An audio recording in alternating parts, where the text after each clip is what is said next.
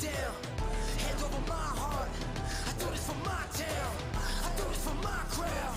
So turn me up real loud. My time, my time. None of you people can tell me to stop.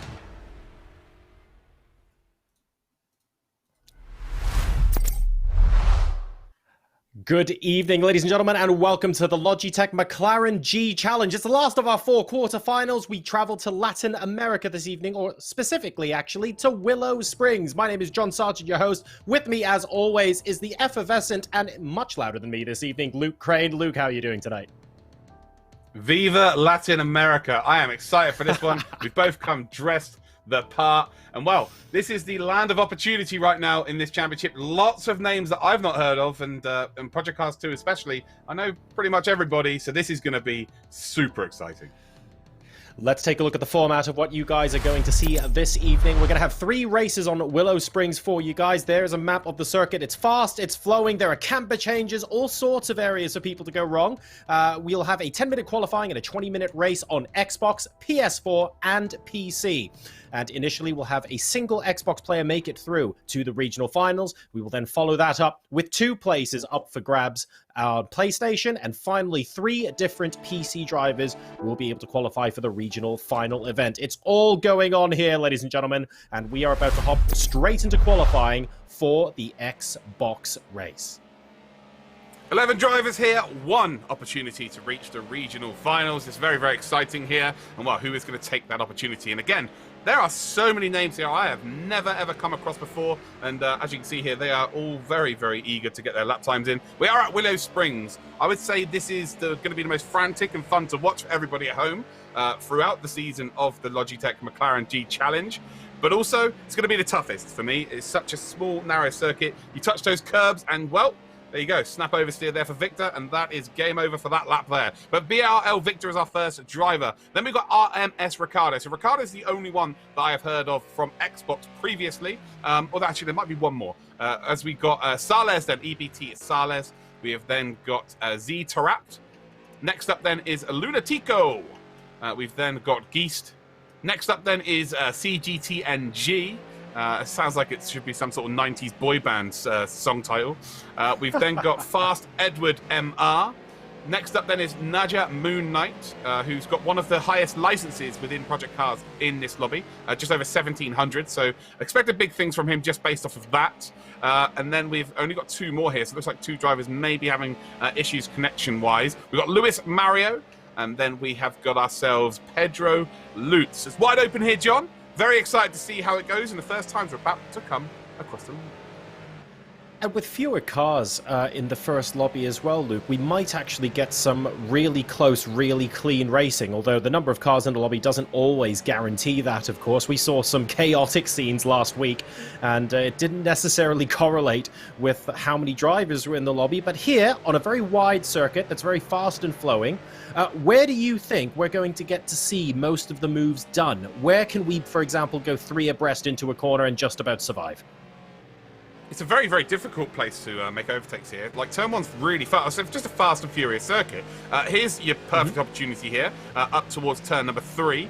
You can make a little move up the inside, but you're going to lose so much time here. And then a potential opportunity here through turn 4. And then this is your real big opportunity, turn 5, trying to find a little bit of work on the inside line. But then the rest of this circuit, I guess you could maybe shape up a move here for turn 6, but it's not advised because you've really only got 1 line through there. Really struggling with some oversteer here is Pedro Lutz, by the way. But yeah, then once you get out turn 7, it is just flat out all the way to the final corner. I guess you could probably make a move into the final corner, but again, it's ill-advised. So qualifying today, John, is going to be absolutely vital.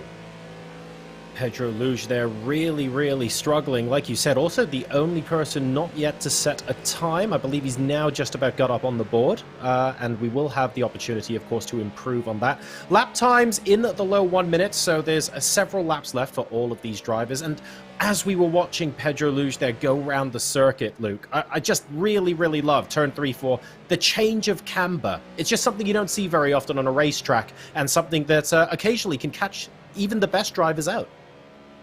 Yeah, absolutely. It's a challenge all in itself here at Willow Springs. It was chosen on purpose to indeed give these drivers a huge challenge. And we are going to see that happen today, that's for sure. It is the G challenge. Why the hell not? But yeah, it's just so unique. Willow Springs is so unique. It's really difficult to explain here. You guys are going to be watching this from home, so it's going to be fantastic for you all to see exactly what the challenges are of this circuit. Good to see some BRL supporters in the chat as well, watching from wherever you are in the world. Welcome. Again, let us know in the chat who you're supporting, who's going to be the driver that you want to go through here. Half a second between our front two as it stands then, NG and Lewis Mario. So 1:13.298 is a relatively good time as well. So I'm expecting everyone below them to maybe close up. Lewis Mario is about to come across the line here. Maybe he can put some inroads here. Just smashes a cone for good measure. Across the line he will go. And what sort of time is he looking at here? And it's a little bit of an improvement, but not by a lot. Into the pits. It's very hot here, John, being in the desert. And as you can see, he's in for a fresh set of rubber, which we've seen across all of the quarterfinals so far. In the desert, nice hot weather, presumably. That's the reason why we're wearing the shirts we're wearing as well. It's nice and breezy in this. Very, very comfortable. I've been told not to take too many of the top buttons off, so I will be careful. 1:13.298, still over half a second from second position at the moment. There's plenty of opportunities still to improve lap times, but I think realistically you've got 2 or 3 clean laps left before that window is closed. So a little bit of a last chance saloon here for people who were maybe still in the pits, only just going for an outlap now. And as you just saw flying across your screen, I believe that was actually where we had a little bit of a camber change as well, because I didn't actually see that driver take 2 wheels on the gravel, and very, very easy, unfortunately, to swing yourself off the side of the circuit at high speed. Exactly the same again here for Sales. So Sales has found his way off to that part of the circuit. And again, it's just, yeah, like you said, the way the camber changes. You're on the power early, and you've got the car rotating and the weight transfer going one way, and the track says, nope, we want your weight transfer to go the other way. So you've got to be very, very careful on the throttle. And actually, it was Lunatico who's got damage to the car here, but it's too late, really. Well, no, he could come into the pits now, I'd say. You can see he's really struggling with the steering as he's moving left and right in a straight line, which is not ideal. But yeah, he should really come into the pits, get that fixed, come back out. That's the beauty of sim racing. You know, you get the opportunity to indeed get a fresh car, but I think he's just more trying to get a time in as early as possible here. I've got some supporters as well from Mex Motorsport.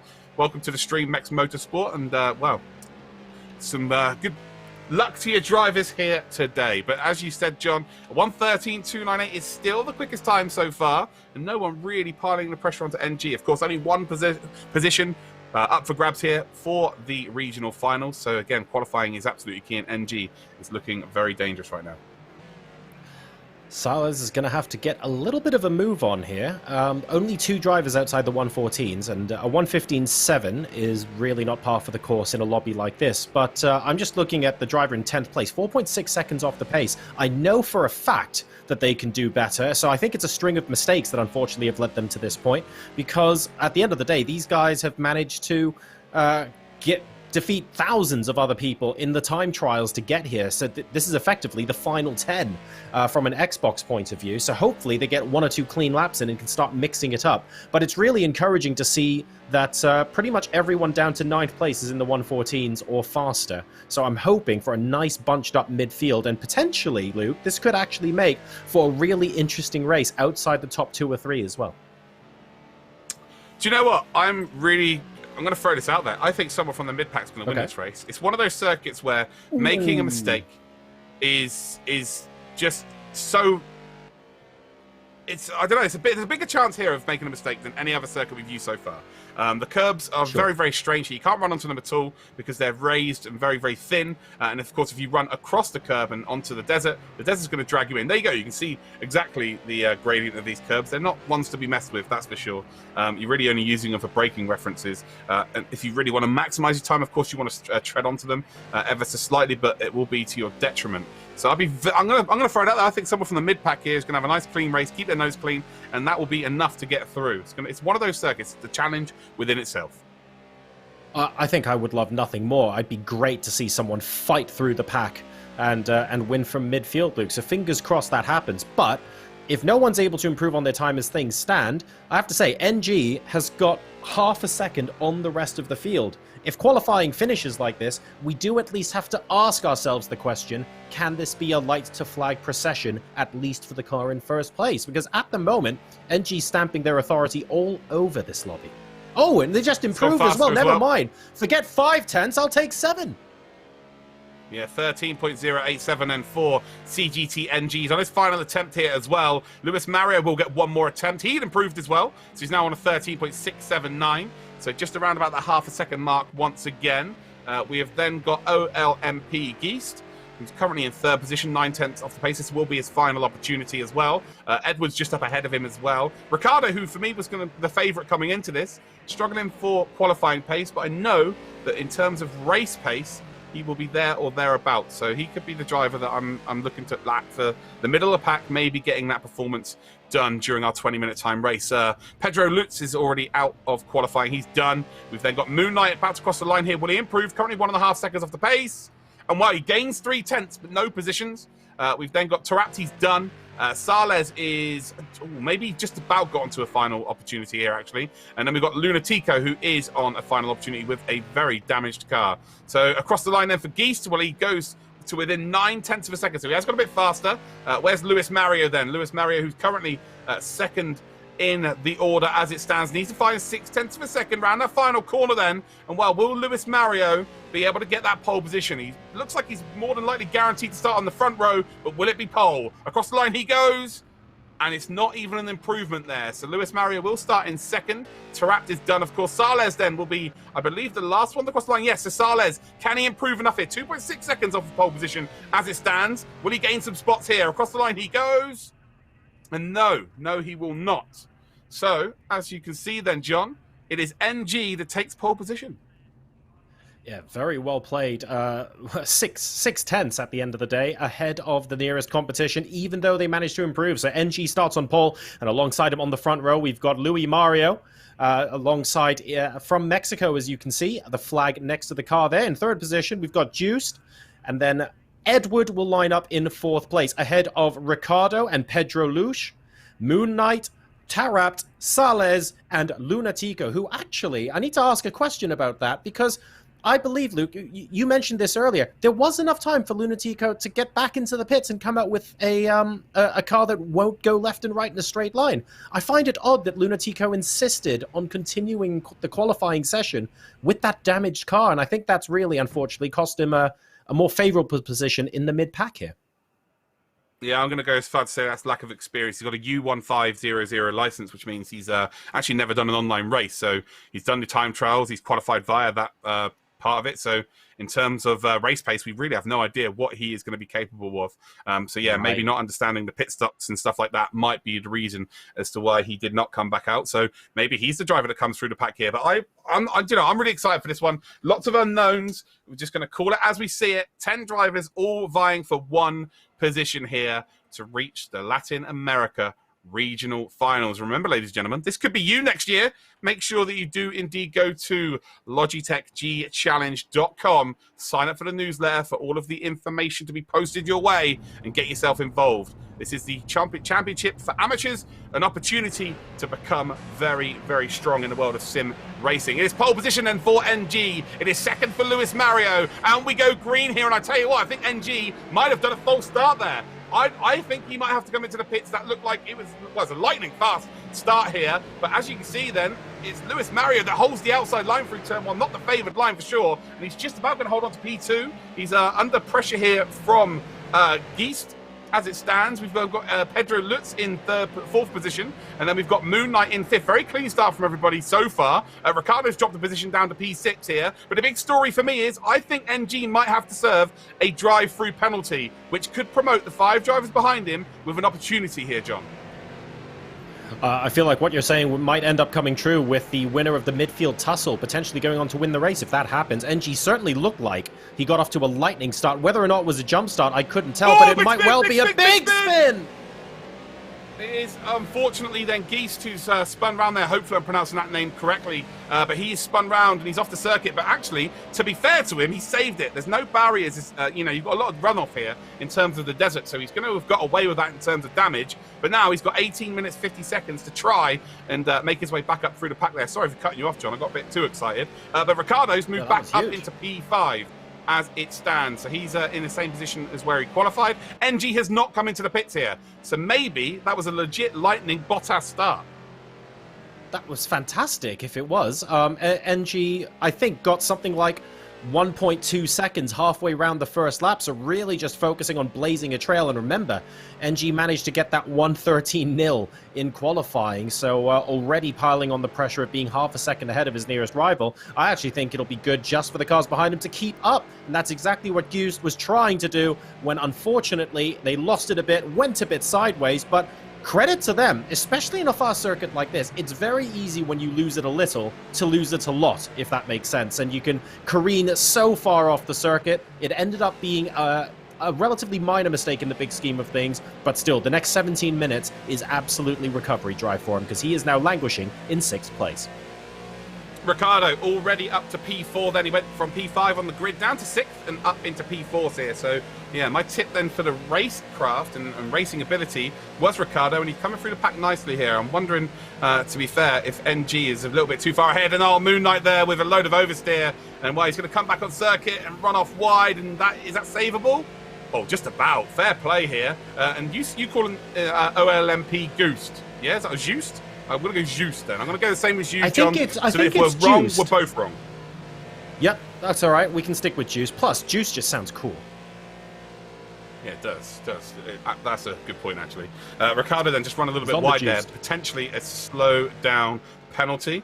Whether or not he indeed has that or not, we'll find out. If his name or the number next to his name turns red, that means he indeed has had a slowdown penalty, which means it will be added to his race time at the end. Or indeed, if we see him slow down, that means he would sufficiently enough have taken it away. So, as it stands, looks like he's all good, but he is in P3. NG, though, is in a great spot right now, 3.3 seconds. He does have, there is a potential drive-through, he does have the entirety of the race to serve it. So, he doesn't need to serve it early. He can just try and make a gap here. A gap big enough then that he will indeed, it won't affect the race at all. But ultimately, if he doesn't take it before the second to last lap, he will be disqualified as he crosses the line onto the final lap. So, again, it could be a fully legit... If it was a fantastic start here, John, that's probably the best start I have ever seen. What kind of time, what kind of gap would he have to stretch out to give him a free drive-through? That has to be absolutely monstrous. I'm not sure that can be done, can it? 20 seconds, I would say, around here. It's quite a short pit lane. It's not the longest one in the world. But ultimately, the way you lose the most time will be because it's very, very quick around the final corner. So it's not like it's a very slow corner in the final one. So they're going to be up to top speed very, very quickly along the start-finish straight. And also down towards turn 1, it's not a slow turn 1. So they're going to be, the momentum of drivers not taking a slowdown is kind of accentuated a little bit more. Just talking about potential issues in this race, 15 minutes in, they will already have screaming tyres around this circuit. It chews tyres up, spits them out, so they'll all be overheating here almost within 3 or 4 laps. It's one of those laps, and this is where you've got to manage it here. And again, some of these drivers may have done loads of hot laps, but some of these drivers might have done some actual 20-minute races in the in preparation to build up to sort of understand what sort of condition their tyres are going to be in moving forward in the race. So again, preparation is absolutely key here. As we see Ricciardo, unfortunately, not really making any inroads on the top 3 here. So as it stands, it's a little bit stalemate at this point. But again, there's a lot of factors that can come into this race, and the tyre temperatures are definitely going to be one of those. NG seems to be shrugging the tyre temperatures off. The lap before last, so they're on lap 5 now, but I believe lap 3 was a 1:12.997, so breaching the 1:13 barrier and showing absolutely no signs of slowing down. He's a second a lap ahead of his nearest rival. So if for any reason they make a minor mistake, they should be more or less comfortable with that now, but it's going to take something major, I think, for that to be hauled in. You can see the first penalty as well, actually, down the order, has been served on one of the drivers, the driver currently in 7th place. A little bit unfortunate there. That's Sales. Not 100% sure what's happened. That's just a 2-second penalty. But unless he can carve his way through the field, sadly, the chances there are starting to fade fast, because already 17 seconds behind the leader is a difficult place to be in just over a quarter of the way through the race. Yeah, Just on board with now P5, seems to be lapping relatively well here. Actually, he's the second quickest on circuit with a 14.2. But again, like you were saying, it's about 0.8 of a second slower than our race leader, although our race leader's just posted a 14.2 himself. So starting to slow down here. 14.4 then for P2. Across the line then for P3, a 14.7. Ricciardo did a 14.3, and Just is just done a 14.3 himself here. So Yeah, the race leader may be starting to lose a little bit of time. Tyre temperatures are indeed going to be a huge factor here. A long way to go, not even halfway yet, John. A lot can happen, and we've seen several cars already make mistakes on the fast-flowing nature of this circuit. Although I have to say, Juice did a fantastic job of saving it. I'm tempted to say that's not representative, and that's that's two cars out at the same corner. What's going on here? Yeah, there must have been, I don't know, there must have been some sort of contact here? Or is that a back marker? It's a back marker.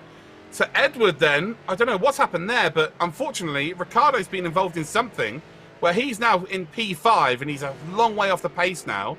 NG's now got a 6-second advantage. I've just completely missed what had happened there. So I'm not too sure what's happened, but I feel like he's been involved there with a back marker, who is Edward, who's in P10. Yeah, Edward Pitt. Last lap. We weren't entirely sure why, but he was languishing at the back of the pack, unfortunately. Here comes Sales looking to try and go up the inside on the next corner against the number 6 car in front of him, but I don't think that's going to be possible. Interestingly, the car running in number 6 qualified dead last on the grid. Oh, God! Never mind, that's not just a pass, that's a spin and another save. That's 2 for 2 we've seen so far.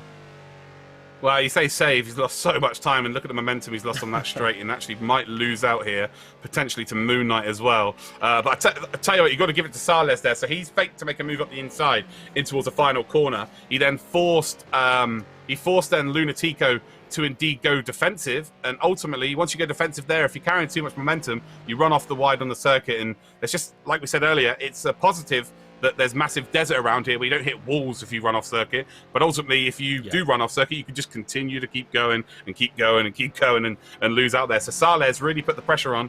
Really, really nice move there, actually, in the end.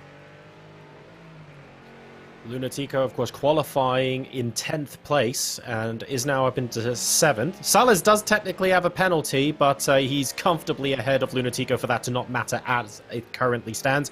NG, in the meanwhile, back out in front, has managed to, on lap 8, extend his lead to 7.5 seconds. This is an absolutely monstrous drive from him as we are approaching the halfway point of this race. Yeah, a bit of a clinic here from NG, if we're going to be completely honest. He went down to the 14.2s just for one lap, so it looks like he might have had some sort of slowdown, just a little mistake, but it's woken him up, that's for sure.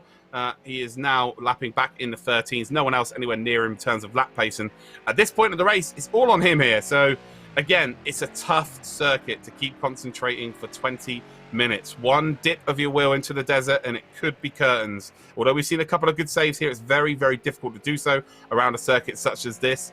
But NG has got it all to lose. So now this is where the pressure comes in. You know, what sort of environment has he been in before in terms of esports? You know, is this the biggest race he's ever had?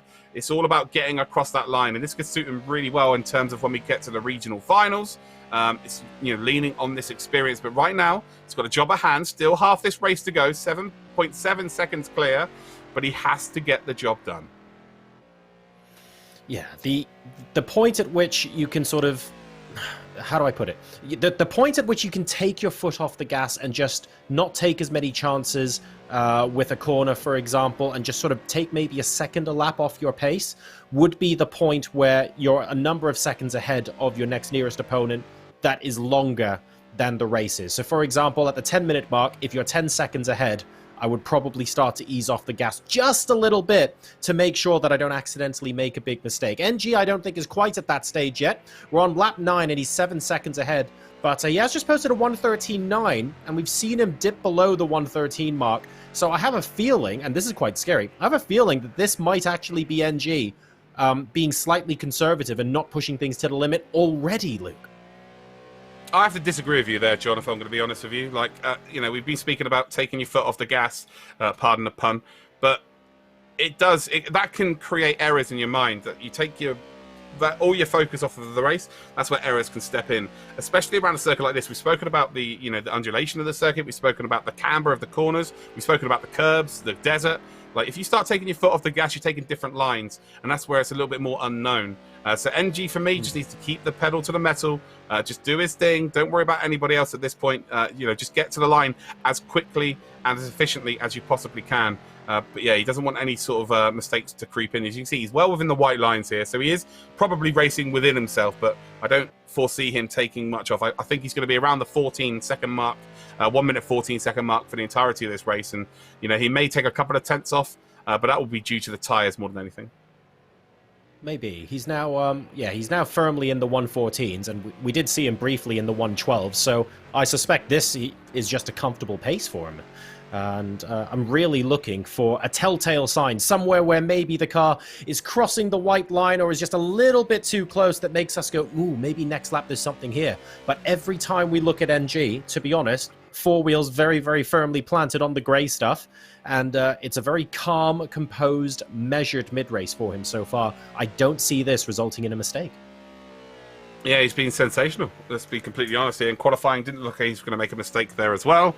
And he's just transitioned that into the race here. Let's check out his lap time as he crosses the line. And then we'll have a look through the rest of the field here. And again, you know, a lot of these drivers are not really in contention for this race. As we cross the line, what sort of time are we looking at here? Back to the 13.3, so he's definitely not taking his foot off of the gas, that's for sure. Crikey, that is a hell of a time. And yeah, this is an opportunity for everybody to gain experience at this level of esports. You know, these drivers have all qualified for a reason. They're very, very fast drivers in their own right. But this is, you know, for a lot of them, their first ever step, their first ever chance to get into this level. So again, moving forward, the next time they get an opportunity, they've got this to lean on. Drivers have made mistakes. They'll be able to, you know, indeed ward off the nerves a little bit better. Nerves, NG doesn't seem to have any of them. We're on board then with Just here as well. So let's just go through the drivers. Lewis Mario in P2 right now. Again, it is winner takes all in this platform, unfortunately. So again, you just got to try and keep yourself involved and hope there's a mistake out in front. And actually, we did see earlier on that Ricciardo got involved with a back marker. So maybe NG might be unfortunate as well there. So that could potentially happen. We've then got Pedro Lutz, who's in P3. We've got Just then, who's in P4. Ricciardo, P5. We've then got Lunatico, who is in P6. Moon Knight in P7. Sales then. We've got some EBT fans in the chat as well, so shout out to EBT. We've then got Mex Terapt. We've got some Mex fans as well in the chat. And then we've got Fast Edward, who unfortunately is not living up to that name as it stands, and has also been involved in a bit of an incident.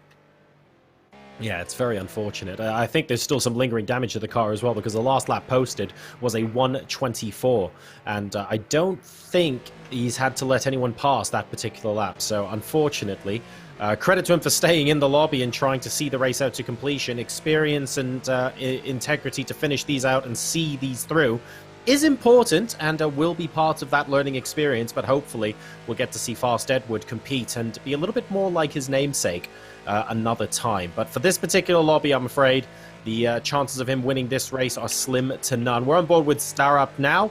It doesn't look like there's too much going on. The next opponent in front of him is several seconds up, and as you can see, the string's actually really spread out a little bit. There aren't too many close battles on track at the moment.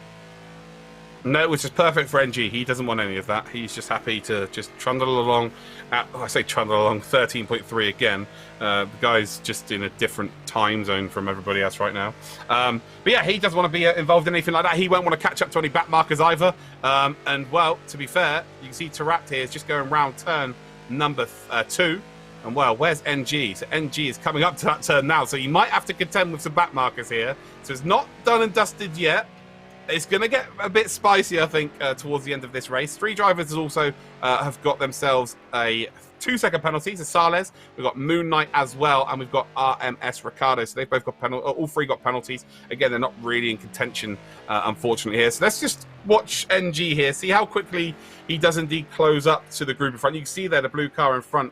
And with 4 minutes, 30 seconds to go, he might be okay here. He might just about catch up with a lap to go where he can just take a bit of pace off and just make sure he gets across the line. But we've seen it happen once already this race, John, and we saw a bit of controversy last week in the EU. Are we going to see this again?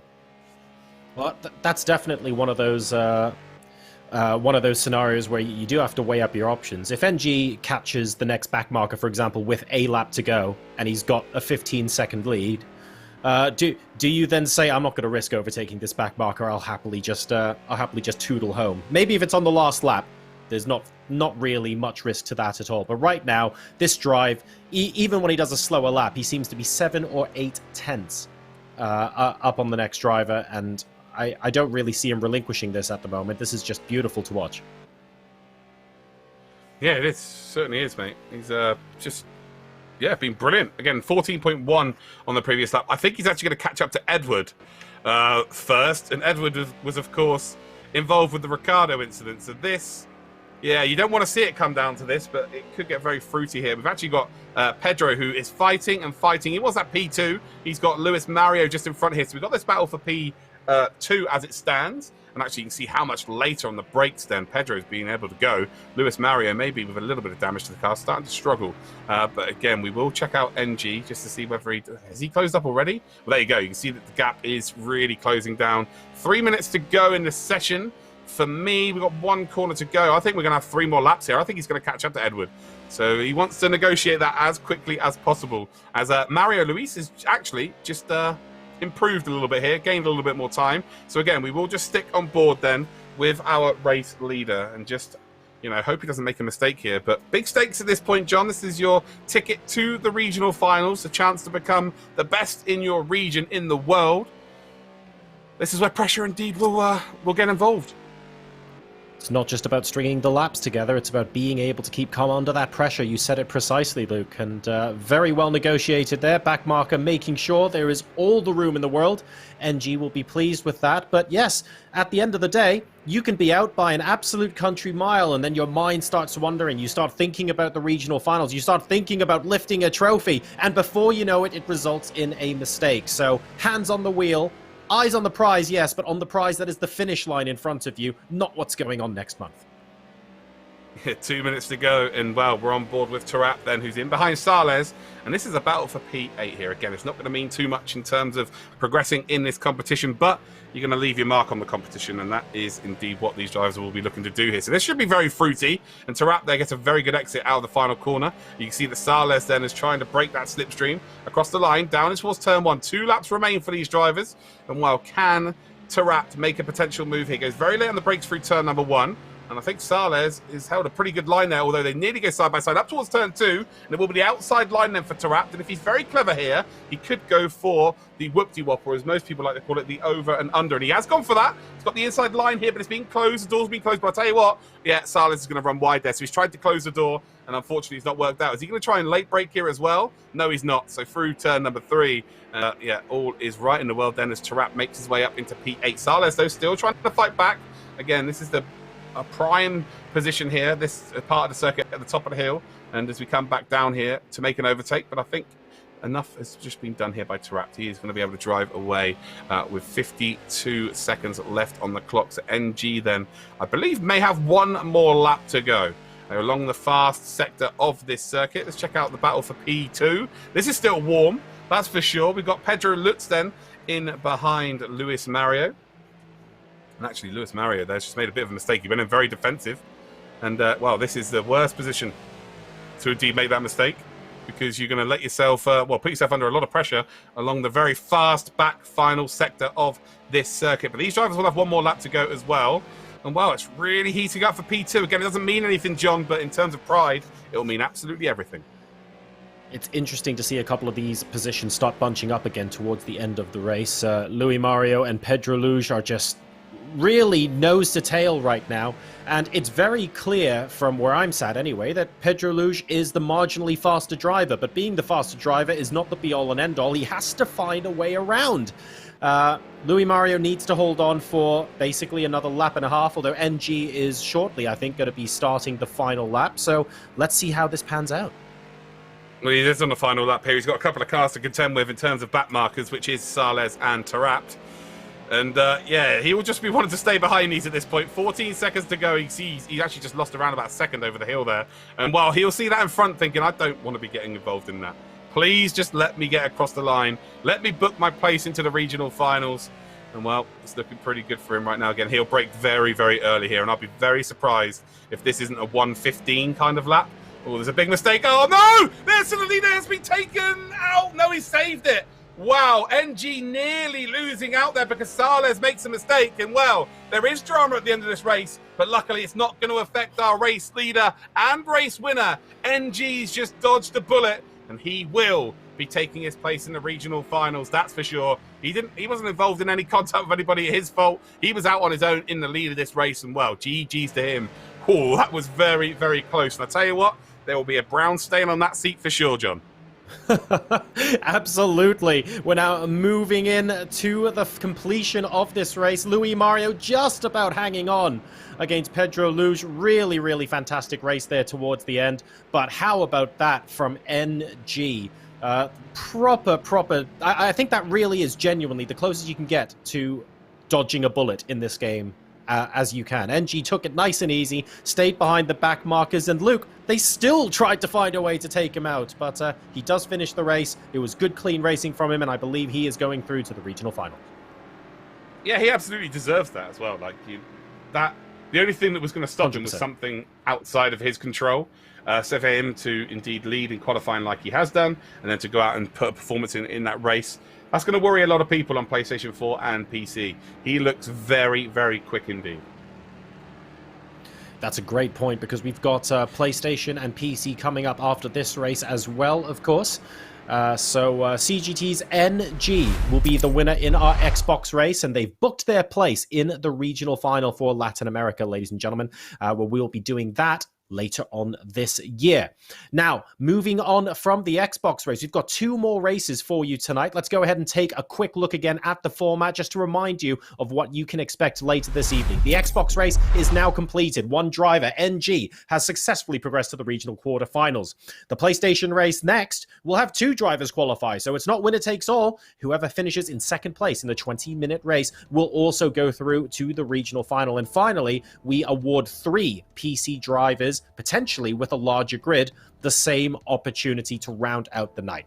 So that was race number 1 of 3, ladies and gentlemen. I hope you guys have enjoyed it back at home. We're going to take a quick break before moving through to the PlayStation race now. You're watching the Logitech McLaren G Challenge Regional Quarterfinals for Latin America. We'll see you after this.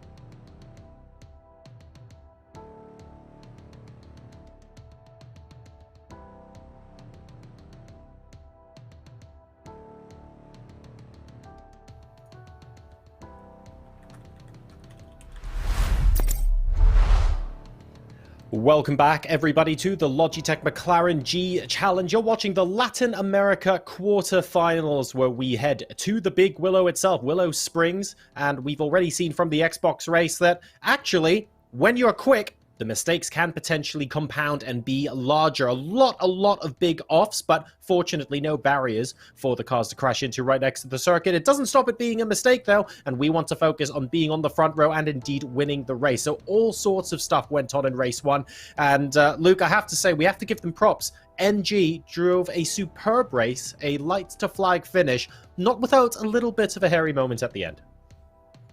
Final corner, nearly got taken out by a back marker. Yeah, not ideal, but definitely he would have felt like he earned that. He drove a superb race, winning by over 10 seconds. Was just incredible in qualifying and the race, and we've kind of seen that pretty much on Xbox on all four regions, really. The Xbox drivers, the sort of front one or two, just seem to be a little bit faster than everybody else. Obviously, if you are first and second, you are going to be faster than everybody else, which is quite ridiculous for me to say. But yeah, the leaders have kind of run away with it. Well, it's not just going to be the race winner that progresses to the regional finals from our next race. We're going to the PlayStation race where 2 drivers are going to qualify. So for those of you who are just tuning in, we've got a 10-minute qualifying session followed by a 20-minute race. Now, at the end of that 20 minutes, the next time the leader crosses the finish line, the race will finish, and then everyone who crosses the line after that will get their placed accordingly. So very, very important, of course, for the leader to just be calm, win the race as cleanly and as smoothly as possible. But more importantly, it's not just the leader going through this time, so I'm very, very excited to see the top 2 both go through. And I think, Luke, that might mean we have a little bit of a different dynamic. Maybe not so much in qualifying, but certainly off the start line. Yeah, I think people are going to be a little bit more reserved. And also, a lot of these drivers would have watched. They would have watched their first race as well, so they would have gauged a little bit of experience from those drivers there. But I'm still expecting the same old craziness. John, to be honest, it's Willow Springs. It will provide entertainment, whether it be because people make mistakes or whether indeed people are just ultra fast. It's just about how we tap into that ultimately. So we are now going to be heading into qualifying. Here we go. 10 minutes, or 9 minutes and 40 seconds remaining here as the cars pile out of the pit lane and get ready to go on their first flying laps. The low 1 minute 13s was where pole position was for the Xbox race. Generally speaking, in the quarterfinals we've had so far, we've tended to see the lap times slowly tumble throughout the night. Are we? Oh, that's an interesting way to overtake, but I guess it works. Yeah, it looks like they've had a wheel disconnect. Both of them have landed in exactly the same position, so they'll get that sorted. No worries about that. That is our first driver, though, News Levi. We've then got GTMX Riffardi as our second driver. Then we've got Miguelito, PLLS Miguelito. We've then got E Salvatore, 26. Next up then is LATAM Raguitis, I'm going to go for. We've then got ZSRT Maurizio. We've then got Royal Crowney. Next up then is Will Phaser. Next up then is New Volery. And then we've got Stefano De Palma. I'm expecting big things from Stefano De Palma. Then we've got Sebas Stefano. And for me, it is between Stefano De Palma and indeed Sebas Stefano. Those two are the names that really do indeed spring out to me. And then we've got Atos 496. But I'll tell you what, John, my predictions doesn't really matter, does it? Because we've seen so many surprises over the last 4 weeks that I'm sure we're going to see some more now.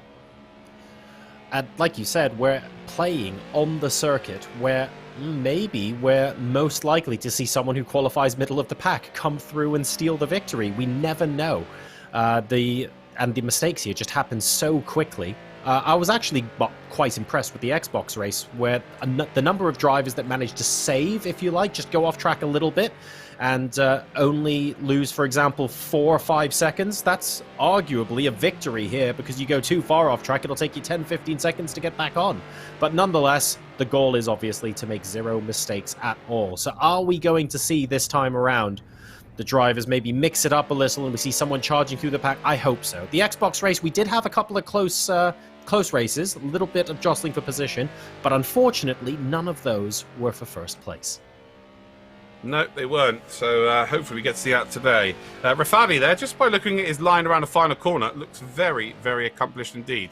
And he does a 114.8, so we've already seen some 13s, so expecting that to be indeed the case. Stefano De Palma puts it then on provisional pole position there with a 114.0 and runs out wide then in turn 1. We'll come in for a fresh set of rubber. And well, actually, there we go. Athos then, 496, has just put it up on the provisional pole himself, a 13.901. And will he be the surprise then?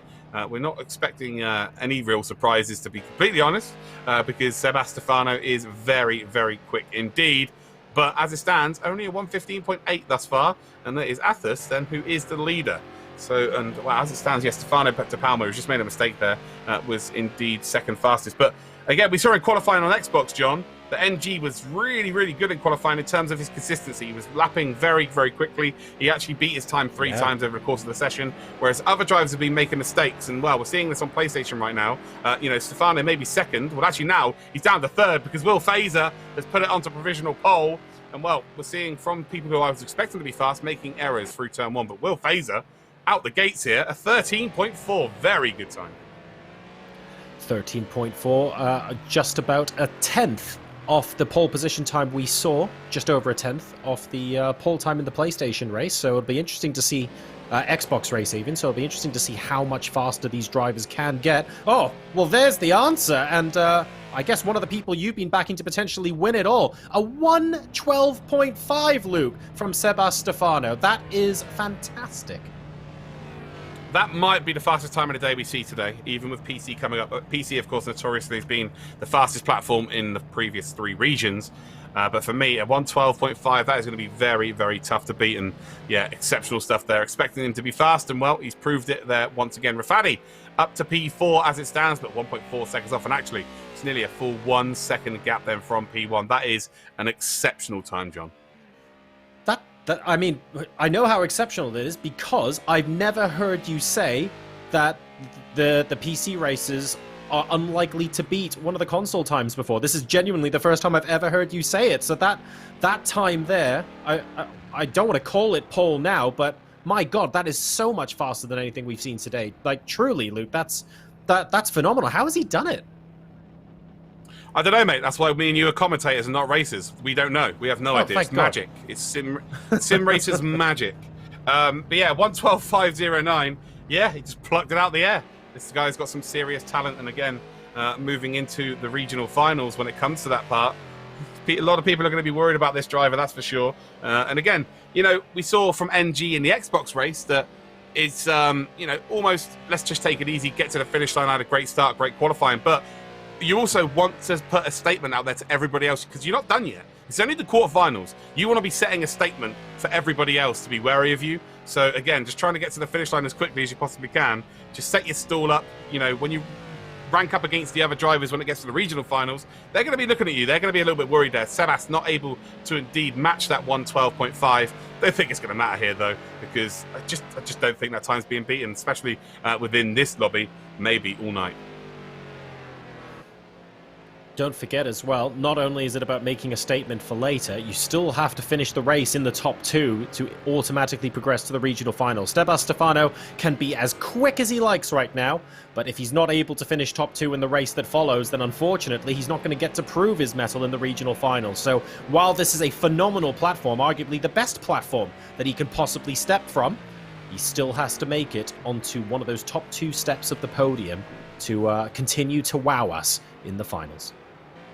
That's a good point you made there. There are 2 positions available on PlayStation 4. And wow, look how close it is then between P2, P3, P4, P5, P6, P7, P8, P9 we can go actually as far as. So between 2nd and 9th there is only, 0.6 of a second, which is absolutely nothing. Wow. And in a race scenario, that is the difference between an overtake, really. It's not a lot at all. In qualifying, you'd say it's quite big, but in a race setup, that's not huge at all. And also with slipstreaming as well, people are going to be gaining time in terms. So if you can stick in and around a battle, around a circuit such as this, especially in sector number 3, you can be a little bit slower in terms of raw pace, but you can keep yourself involved in the race just by being in that slipstream, gaining maybe 2, 3, 4 tenths of a second that back straight alone.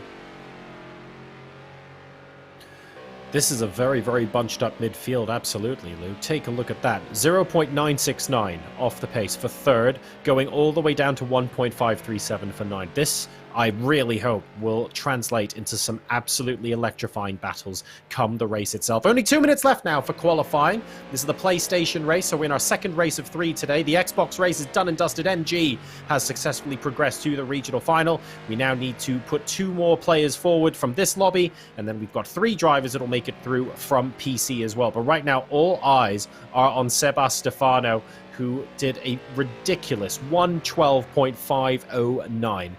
Not only do we believe that time's not getting beaten in this race, but potentially today as well. I have to say, though, Will, with a 1:13.1 in second, that would have been good enough for pole in the previous race. Yeah, looks like we've got 2 real standout contenders here, not just only for this quarterfinal, but potentially for the regional finals in themselves. We've got a question here from Arno. Well, not a question, more of a statement. He's on about how could PC be faster than console. Well, it just goes like you can have more frames per second, so your reactions could be better. It's just quicker. Like you get the way that the game calculates, like the way the tires react, the way you're reacting side by side. The netcode's better. Like just everything about being on PC's faster ultimately, and that's just the nature of the beast. It's proven over time. So hopefully that helps you. But it is a fact. I hate to break it to you. It is definitely a fact. Although there, of course, are anomalies, like we're seeing right now. You know, sometimes you just see that guy, Stefano. Doesn't matter what equipment you're on. If you're quick, you're bloody well quick, and he is proving that point right now. 6/10 clear of everybody, and as a favourite going in, looks like he's going to be the favourite going out.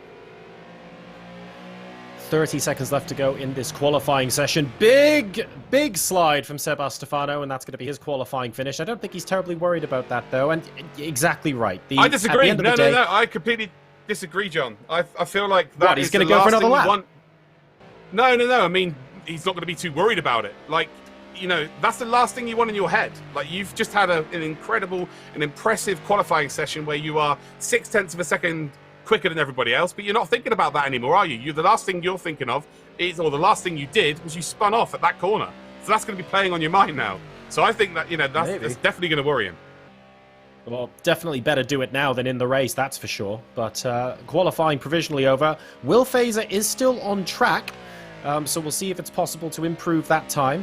But, I mean, the pole position time here is, if that gets beaten, it would be phenomenal. But either way, it's absolutely fantastic. And I think your point earlier about PC being able to react faster, I think that's very, very valid. And I suspect that in Sebas's position, if everything is perfect to begin with, there's nothing to react to, and that's why he was just that fast. Yeah, I'm not going to get to specifics about PCs and stuff. My mind isn't big enough for that, unfortunately. But I just know it's faster, so it's just a fact. Stefano, let's not worry about the PC. That's coming up in a minute. This is the PlayStation 4 quarterfinals here. 2 spots up for grabs for our regional final, where they all will be up against each other on PC. So that is a bit of a fact for you there. But yeah, Stefano is your pole sitter here. No, Miguelito has finished as well. And actually, we've only got 1 driver here. So that is Salvatore here. 12 seconds off the pace here. So I'm expecting this to be a relatively quick time. Took him his time to get the wheel dialed in, I think. And across the line he went. And he was 3.3 seconds off the pace. But favourite going into this race was Stefano, the Argentinian. And well, he is going to take pole position here. And what a blistering time that was, John. Absolutely. A 1:12.509, a time that we haven't seen at all today, so phenomenal stuff there. Will Fazer, though, will give him a run for his money alongside in pole position. I suspect that the best time to try and make a move will be into turn 1, but let's see what the start ends up looking like. In third place, we've got Reguertes, and then Miguelito is in fourth. On the third row of the grid, then, Stefano Di Palma, which is potentially a little bit surprising. But actually, remember how bunched up this field is. Anything can happen in the race. In fifth, alongside Nuvolari. Athus 496 is then in seventh, alongside Rifati. And then finally, on the 5th row of the grid, we've got Royal Crowney lining up next to Maurizio. Here we go then, ladies and gentlemen. It is race 2 of 3 then, here for the Latin America quarterfinals for the Logitech McLaren G Challenge. 2 spots available for them to qualify into the regional finals, where the prizes are earned. Again, this could be you. Make sure that you do indeed head to logitechgchallenge.com. And next year, you could be battling it out for big prizes. It is an opportunity for amateur drivers to showcase their skills and potentially become professional. We've seen drivers such as Isaac Gillison, who is a previous champion of the Logitech G Challenge, and he's now representing a team called Veloce, who are a huge team. They also have James Baldwin representing him. He's now a real-time, full-time racing driver. And then we've got Igor Fraga, who's now racing in Formula 3. So this is a big stepping stone, not only through sim racing, but into real racing as well. But we're ready to rock and roll. 11 drivers then battling out for 2 positions here in the the quarterfinals here. And wow, it's a great start there by, I think, P4 as it stands. And there's, well, he's going to be almost shoved off the circuit there by what was P2. So Will Fazer there, not leaving any room at all. But Seba Stefano will take the lead here. Will Fazer does hold on. Oh, exit stage left there for a red car. That was indeed Roy in the background there, which is not ideal for sure. Miguelito then leads the pack in behind, charging towards the front two. We've then got indeed Guitis in P4 as it stands. And actually, Will Fazer makes a little bit of a mistake there, but he did not get a good start, did Will Fazer. Miguelito did, but Miguelito got squeezed off there. And, well, it was a little bit naughty there by Will Fazer, but he holds on to P2. And, wow, he's off now to try and chase down the leader. For a second, I was trying to work out if the car in P4 might have jumped the start, but I think Will Fazer, like you said, just had a poorer start. He did close the door long before the car behind him was alongside, but tried to sneak on the outside anyway. It wasn't going to work. Ended up eating a little bit of dirt on the outside of turn 1 and unfortunately couldn't get the move to stick. But it does guarantee, though, that we're going to see some delicious fights up and down the order throughout this race. And Sebas only half a second in front at the moment. Will Fazer, once he settles into a rhythm, might even be able to reel him in a bit. He's within slipstream range as it stands here, so just needs to stay within sort of 7/10 of a second, and then anything could happen. If you can stay within 7/10, you know, within a second, let's say, in the first 4 laps when the tyres are really in a good spot, indeed when they go off and when the tyre temperatures, you know, scream through the roof, that is your opportunity then to pounce, and maybe you've put a little bit more preparation in. But if I know Sebas, he would have put in the most preparation out of everybody on this grid. There's a reason why he's well known, and that's because he's very, very fucked at anything that he takes his opportunity on. Apologies, ladies and gentlemen, I've got a bad case of hiccups again. I seem to have hiccups every single week with the G Challenge. But I tell you what, Will Fazer may be looking to go forward here, but Miguelito is very close, John, to pretend. Well, actually, I say that everyone's pretty close at this point. Let's go back to P10. Well, no, Stefano De Palma is not close anymore. Royal Crowney, who was off the circuit earlier on in this race, lap number 1, finds himself in P9. But actually now it's all a little bit subside now. So the top 5 are relatively close here. We're on board there with New Volery, who's in behind Reguitis, but they've just dropped off here. But the front 3 are very, very close here. And actually, looks like Will Fazer might be a little bit quicker here than Sebas, although he's dropped a load of tenths there on the final sector. Really disappointing to see Stefano Di Palma, unfortunately, in last place and effectively chances dashed so early on in the race. We were talking him up earlier on, thinking there might actually be some action in this for him. So really frustrating, but sticking in the race, and we'll be determined to see it out, no doubt. Action up and down the order. We have 2nd through 7th right now, within 5 seconds of each other. So plenty of slipstreaming going on, plenty of potential alternate angles of attack as we watch Miguelito trying to close the gap, which, to be honest, is barely there in the first place. And that's a car going off to the right. I'm not 100% sure who. I'm taking a look at the timing, and it might just be a glitch in the matrix as no one's tumbling down just yet. No, it looks like it was just a visual glitch and they were back on track. So all is good there. Stefano Di Palma, what on earth? Partially on the track there. What's going on? He's done. He's gone. He's out of the race. He's retired. So not a good start from him at all there. We saw a yellow car. Trying to figure out who that is. Actually, there we go. So it's New Volery who was running off the stage there. Exit stage left. But I tell you what, this is a huge battle about to erupt here. I think P1 is in a very good spot here. 1.5 seconds, but only gaining by about 1/10 of a second a lap as it stands. But this is close. This is what we want to see. Of course, 2 people go through, and Miguelito is very close to Will Fazer right now. I think Reguitis behind him is going to be a little bit annoyed because you can see that red mark next to their name, and that's going to be a time penalty for them. So even if they get in front, Miguelito has a little bit of a moment, 2 wheels on the outside, but manages to prevent it from being anything genuinely concerning. And about a second behind Will right now. Miguelito needs to reel that in and then look for an opportunity, like you say, Luke, maybe when the tyre temperatures start going through the roof, which is going to happen pretty much about now. We're looking to see if some of these drivers start making those small mistakes or potentially even make a big one. Well, yeah, we just saw Miguelito there just drop off the pace ever so slightly, but Will Faze has done exactly the same, and he runs wide here. Oh, that's a tough one. Yeah, you just can't run wide anywhere here and expect to save it, and it's just happening over and over again. So, you know, even though we just saw a mistake there from Miguelito, it doesn't matter because Will Fazer, the pressure is still on him, and you can just tell here that he's struggling. So now we're at that lap 4 mark, lap 5. This is where indeed the tyres are all going to be screaming at them. The temperatures are going to be through the roof. It's going to be like racing on bubblegum at this point of the race. The only one that's really not struggling with it is Sebas. Sebas, again, he's done a 13.3 across the line then for these two drivers as well. 14.0 and a 14.1. So actually, Miguelito, with that big mistake, didn't lose too much time. So they're both making errors as it stands, and the pressure starting to indeed tell. They really do need a mistake from Sebas because ultimately you don't want to just be battling for one position. These two want to be in the front two, but Sebas is looking, again, pretty bulletproof, very much like NG was.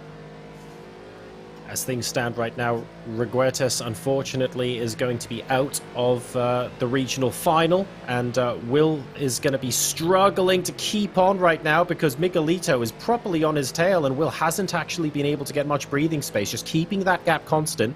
And with Will making these tiny mistakes that you pointed out, Luke, it really does show that this is a driver under pressure. He might not be losing that much time, but what's really worrying for us watching this race is that Will is a couple of inches away from putting a wheel a little bit too far off track and going into a half spin or needing to correct or losing a second or two. And he doesn't have a second or two to lose right now. So this is proper on-edge racing for second and third position. Yeah, he's just trying to gain that extra couple of inches. We can all try and gain that extra couple of inches, you know, in terms of a racetrack, trying to maximize his exit speeds. But again, it's a high risk, high reward. And, well, right now he's being rewarded because he's still in P2. Again, he's in that qualifying position. But again, running wide. The longer this race goes on, indeed, the temperatures are going to be higher. So he's going to be running out wide and not going to be able to recover here. So, again, he needs to start keeping it between the white lines. But is he quick enough by doing that? Again, you see in the dust being kicked up here. That is just something that's going to go wrong very, very quickly, in my opinion. It's getting tense, and when it gets tense, you see just a couple more of those clouds of dust being kicked up, just like you saw there, although that time I think it was on the back of Miguelito's car. Every single time you see that, you go, is that fine? Is that inconsequential? Or is it going to be something more? And you can just never quite fully tell.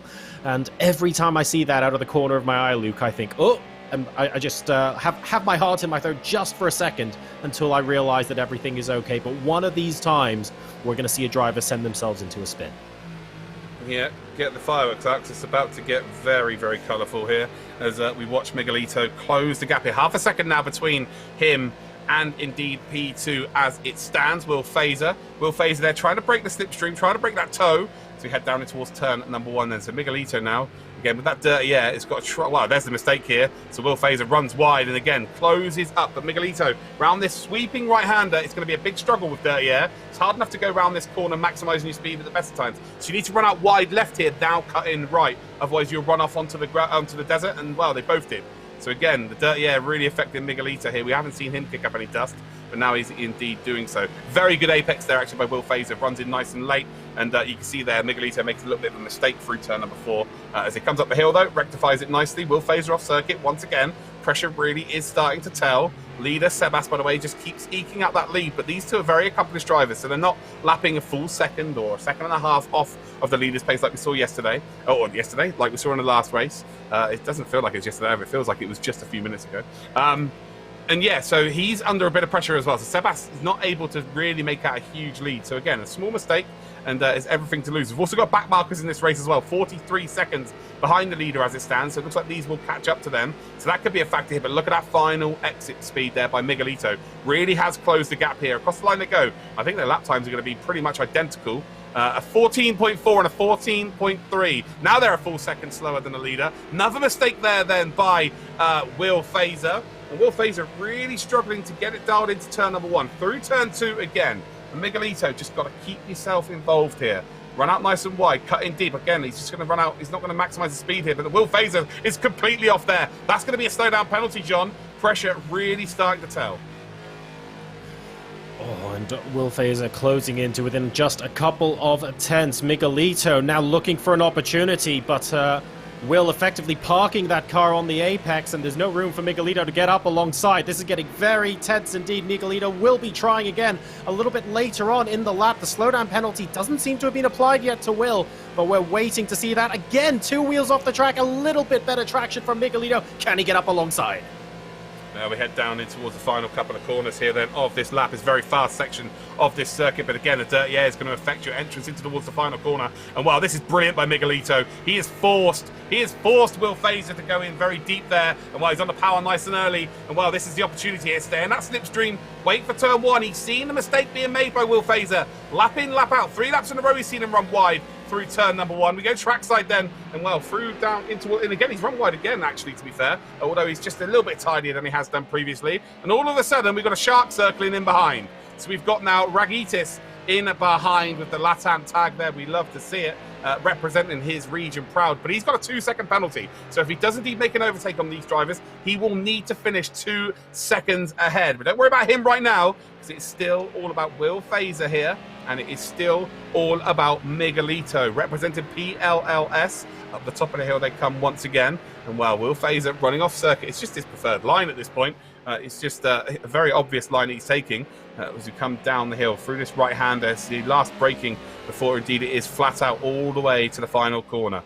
Into the slipstream again here for Miguelito. A little bit, well, maybe not as close as he was previously here, but can he force another mistake here? So what he's got to do, he's got to try and make out to Will Fazer that he's going to take the inside line through turn 1, which then makes him go defensive. There you go. He has gone defensive, which means he's going to run wide. And now it's all about maximising your exit speed onto the start-finish straight. He's done it perfectly here. Has he drawn up alongside? Not quite close enough as it stands. Into the slipstream once again. And Will Fazer is going to take the defensive line. No, he's not. He's not taking the defensive line. He's left the door wide open. Lay on the brakes here. Almost contact between Miguelito there and indeed Will Fazer. Will Fazer holds on. And I tell you what, John, this is a sensational battle.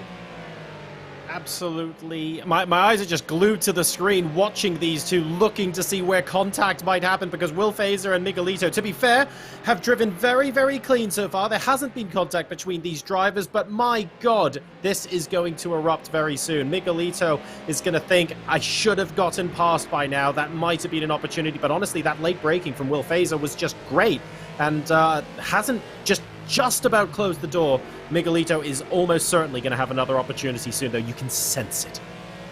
Yeah, we absolutely need to check out a bit of cop cam here with these two battling for that second position. Again, Sebas looks like he's golden here with 7 minutes 50 seconds to go to take the ticket to the regional finals. But who's going to take that second position? Of course, on Xbox it was only 1 driver, and then it's 2 on PlayStation 4. Again, you can see here that Miguelito has gone out nice and wide to cut this corner beautifully well. But actually, you can see that Will Fazer did a really good job there as well. Again, it's one of those corners where you can take multiple different lines and indeed have the same outcome.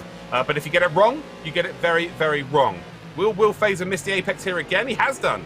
But again, he seems to be able to maintain the speed on the outside line there. Again, it is cambered, so there's going to be multiple different lines through here. Miguelito, again, very, very close. Dirty air, huge factor. But this is a good line. This is the best line he's taken so far through here, which means he can get on the power really early, although he's going to slide out wide. So yeah, he was just about, he didn't turn in enough really through the mid part of that corner to clip the apex on the exit, but he's not lost a lot of time. Again, he's made a mistake there as well, turning in far too late, which is now going to set himself up very poorly for at the top of the hill. He's going to lose maybe a couple of car lengths here, but they're both making mistakes here, and this is high pressure right now. This is it. This is between these two to go through, unless there's a big mistake from Sebas, who has looked, you know, again, as I keep saying, bulletproof. It is between these two for that final position, and well, Will Fazer, for the first half of this race, looked like he was making mistake after mistake after mistake, but right now he is doing a cracking job of holding on. He's definitely settled down into a little bit of a rhythm, trying to find out how he can squeeze the maximum time out of the car while minimizing the amount of defensive driving he has to do to hold off Miguelito. It's not quite to gap him, but it seems to be good enough to at least hold him behind, although clipping a couple of those cones, that is about as close as you can get to totaling the car without actually having any damage. That was a massive lump in throat moment. That was bad. Well, I'll tell you, Miguelito's made a huge mistake himself behind him, but that could have been race ending there for Will Fazer. So basically, he's clipped some cones there, but if he'd hit that pit wall, that is game over. They don't move. If you saw IndyCar this year, the Indy 500, they had to red flag at the end of the race because of that. That pit wall indeed was dismantled because of an accident. Thankfully, no one was hurt. But again, it just doesn't move. It's built so it can take an impact, but it doesn't move because it needs to be a solid object for the pit lane. So yeah, that was so close there for Miguelito. And if he just tagged that, that would have sent the car sideways, and that would have been race over for both of these. Like, that would have been crazy action. Miguelito looked like he ran wide out of turn number 1, but he hasn't got a slowdown penalty here, so he's still close, still staying in cop cam, because this is as close action as you want to see. 0.4 of a second between these two protagonists then for qualification into the regional final. A bit too wide there by Miguelito, and again, he needs to be, there's a better line here being taken by Will Fazer, to be fair. Will Fazer really is turning in nice and late. Again, doesn't nowhere near as close that time, that's for sure. He took chances the previous lap. He's not going to do it this time, but again, nothing's phasing Will Fazer right now, John. He's doing a sensational job. Miguelito only needs a single mistake, though, and that's what he's going to be waiting for. Both of these drivers have been making small mistakes, lap in, lap out, as they battle against each other over the last 4 or 5 laps. So we'll be looking just for one of those mistakes to be slightly larger. And speaking of that, we've got a little bit of contact here, unfortunately. And this is the battle for 5th position. Atus is just about holding off against Rifadi. I believe Rifadi was previously in that position. A little bit of contact side by side, but I don't think it was too intentional. And Atus has managed to take the position away. Yeah, you definitely got to take people out for dinner before you start kissing them on the race circuit. But that was very close there. They were holding hands, all sorts. But yeah, the contact didn't end their races, which is exactly what you don't want any contact in the first place. But if there is contact, you want it to end up being like that. I tell you what, though, Miguelito again is closing in up towards the final corner. Has he learnt from his mistakes here? He needs to take a better line, and you see he's forced a defensive move there from Will Fazer. But he's going to run out wide, but he's in that slipstream. Maybe not the closest he's been so far. You can see that Will Fazer then trying to break the toe. But this is where Will keeps making mistakes, I think, for me. He's not turning in early enough here. He's on the brakes a little bit too late. That's what I'm thinking. But again, different lines being taken by both of them. Same outcome. Very quick. Again, who am I to talk about these two drivers right now? They're lapping in the 14.1s and the 14.0s right now, which is absolutely incredible. We are, remember, forgetting that these aren't in the lead of this race. Sebas is on a different planet as it stands, nearly a 10-second advantage because these two have been battling for position. That's a better line here from Miguelito. So he's trying to set himself up for the top of the mountain here, and well, he has set himself up beautifully well. And is there an opportunity to be on the power a little bit earlier here? You've got to be, a little bit wary of the oversteer. And now you've got to set yourself up for this left-hander. You've got to go as far right as you possibly can before it. And now it is all flat out, all the way down towards that final corner. But there is one mistake you can make here. You can run off circuit if you do indeed not hit the apex perfectly through that right-hander down the hill. But they've both done that successfully. 2 minutes, 57 seconds to go. And it is still between these two as to who will be in the regional final. What a battle it's been. Absolutely love to see it. Both taking identical lines through the final corner.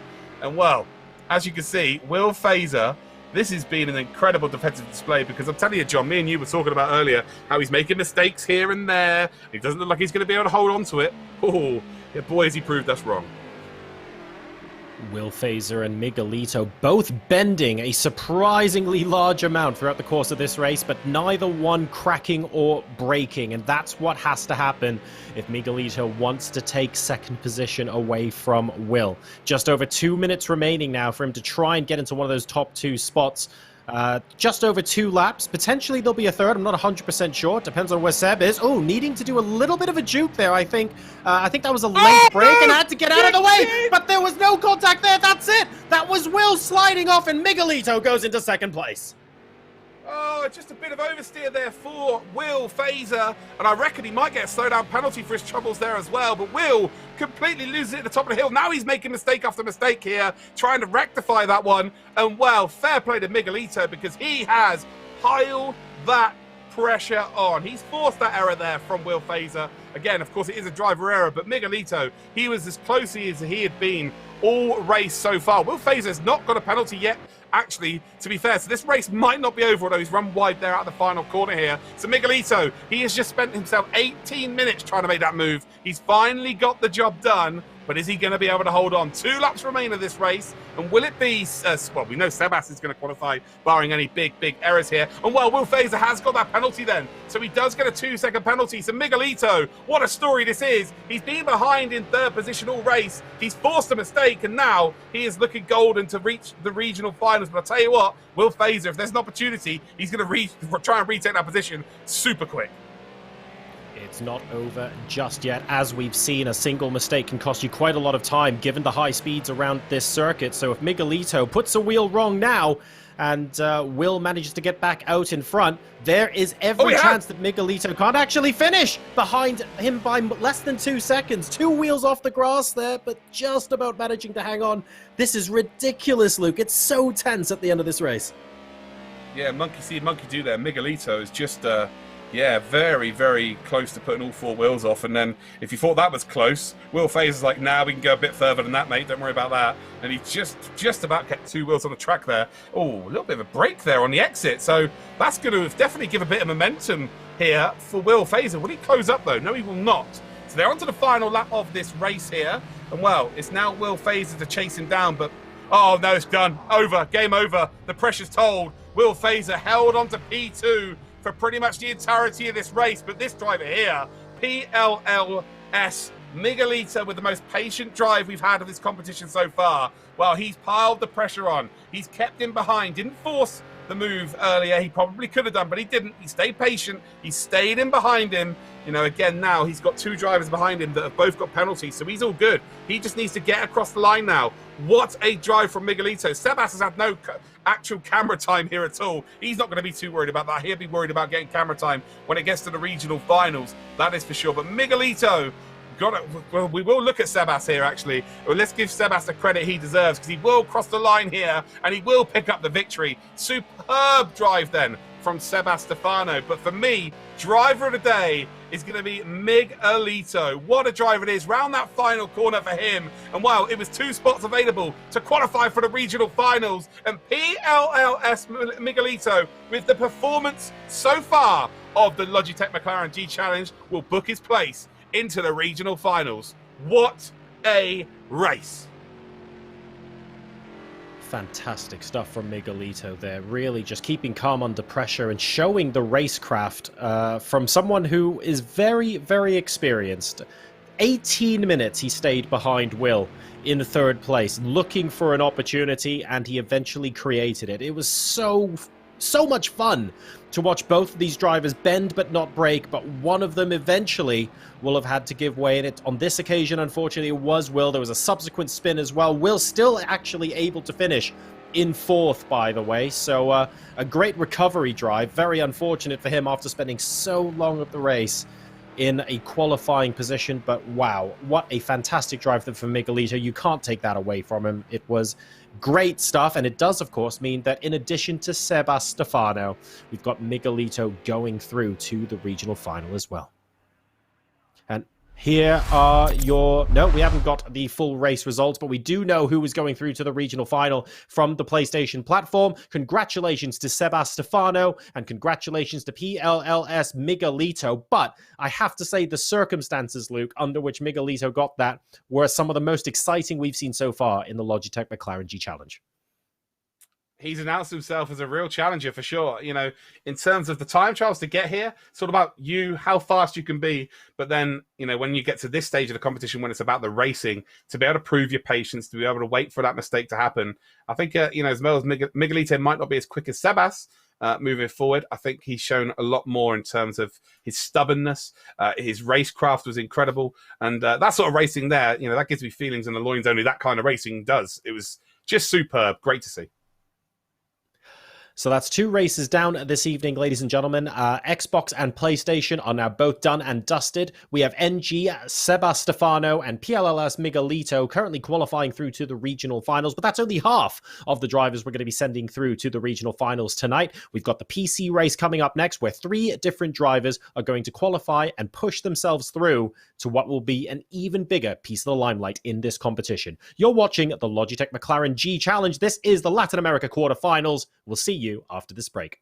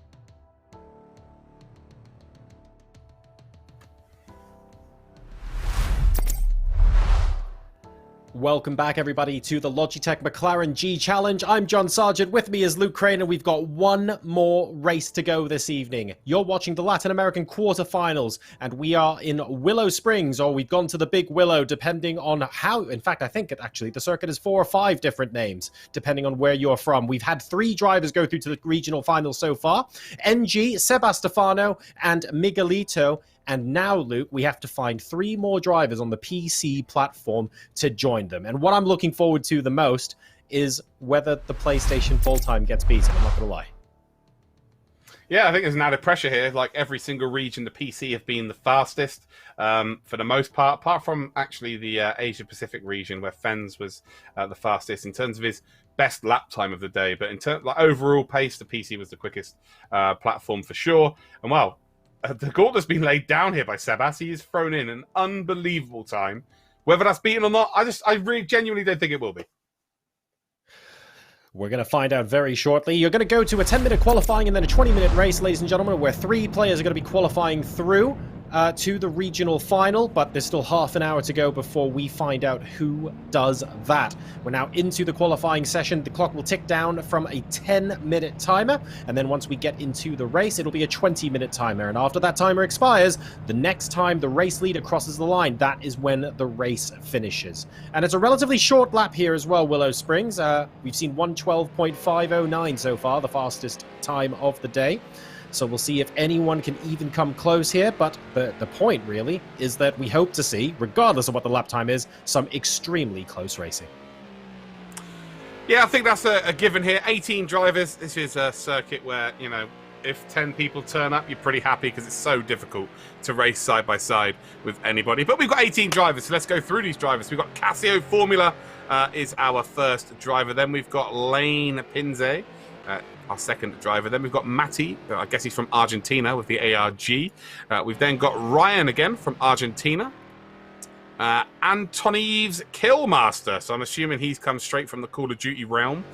We've then got Noose, another Noose driver, Ibarra Rodu. There we go, nailed it. Atom 11 is the next driver then. That's a very simple name, thank you. Then we've got Arim Nistos, who, well, he is off to the Shadow Realm here. His connection is not the greatest, unfortunately. Nico Dimino is our 9th driver. Then we've got Emir Ruiz Garcia, or Emi Ruiz Garcia. Next then is Day Demo. We've then got Chow Brain Pimentel. Next up then is Gabriel Kenzika 51 Kenji. We've then got Bellio Poldo. Then we've got Hatched Harp.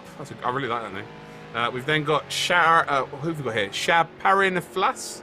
Again, butchering these names. HCB Marcos Mura. And then next up, then we've got HCB F Montez. But as it stands then, on pole position, it will be, well, actually, it's a 1:30, so it doesn't really count at this point. It's just it's a lap time that won't really do too much. But yeah, John, there's the names, and I've made an absolute mess of them, surely. I feel like halfway through coming up with the nickname, it's like, yes, no, Antonius, that sounds fantastic. And what do we want after that? Something, you know, important, something regal, something important. No, Killmaster. And to be fair, Killmaster managed to get on provisional pole, although very quickly shunted down the timing screens and already 17 seconds off. And straight away into the 1:12s, Atom 11 setting the bar very early on with a 1:12.8 flat. Yeah, very good times here. 1:12.8. Maybe we'll see that time beaten, that's for sure. But it's close here, John. Okay, you give me a prediction here. What time do you think is going to be the fastest time today? I honestly want to see, just in qualifying as opposed to the race, I want to see a 1:12.46, 1:12.47. I'd love to see the time we saw previously beaten, but only just. I want to see tenths shaved off. Sorry, hundredths even shaved off. Well, maybe that does indeed happen here. We've got a few people in the chat here all supporting Honeycomb Racing. And that is like the nicest racing team name I think I've ever heard at this point. But it is Atom 11. Very tasty. Atom 11 then is the big dog right now. 1:12.8. A 1:12.697. We are closing in. Hatched Harp then is his second. And then we've got Ibarra Rodu. I'm going to call him Noose. No, come on, I've got to get it right. Ibarra Rodu is the name. It's fine. And then we've got F. Montez. So Montez, where is he right now? Come out towards the final corner here. 9/10 of a second off the pace. Gone for the all-white this week. And what sort of time are we looking at here then for the HCB driver? Honeycomb. Across the line then for Montez. And it's P3. So 0.3 of a second off the pace. And well, we are starting to see that these times would have been good enough for, what, P2 and P3 would have been good enough for P2 on PlayStation, and on Xbox they would have been P1. Some very, very strong lap times to begin with. Slotting into P2 by 0.046 of a second there. A 1:12.743 has been seen out on track now as well. So things are starting to heat up, and we're still in the first half of this qualification session. So I'm really hoping we start to see the times get squeezed just that little bit more. Hatched Harp there moving into second place. I'd love to see them get squeezed a lot, but realistically, I think several of these drivers have joined this lobby and already very, very close to the limit. I kind of want to see the time being beaten from PlayStation 4 because I want to see the fastest drivers in the world racing. But in the same breath, I kind of want to be right as well. So let's hope that they just stick to these times here. Everybody get a 1:12.697. Make it really close, but just not close enough to indeed take the record. Oh, that's going to be great if that ends up happening. I'd love to see...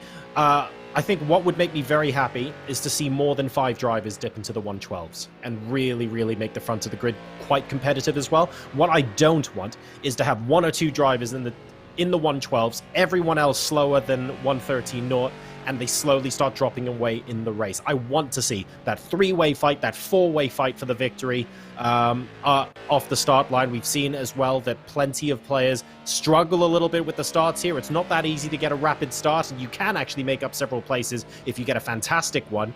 So I want to be able to go into the race and say it really is all to play for, because so many of these cars are so, so close to each other. And I'm about to say his name absolutely spot on, by the way. Noose Ibarra-Rodu has just gone up. Well, he's stayed in P4, but he's improved. Half a second off the pace now. That is Ibarra-Rodu. So, yeah, absolutely smashing names right now. That's even better than a 1:12.5. Just nailing the Ibarra-Rodu. We could shorten it to Ibarra for the race, but that would be no fun, Luke. I just want to hear you say it repeatedly. Until once, it like a tongue twister, you get it slightly wrong, maybe on the 4th attempt.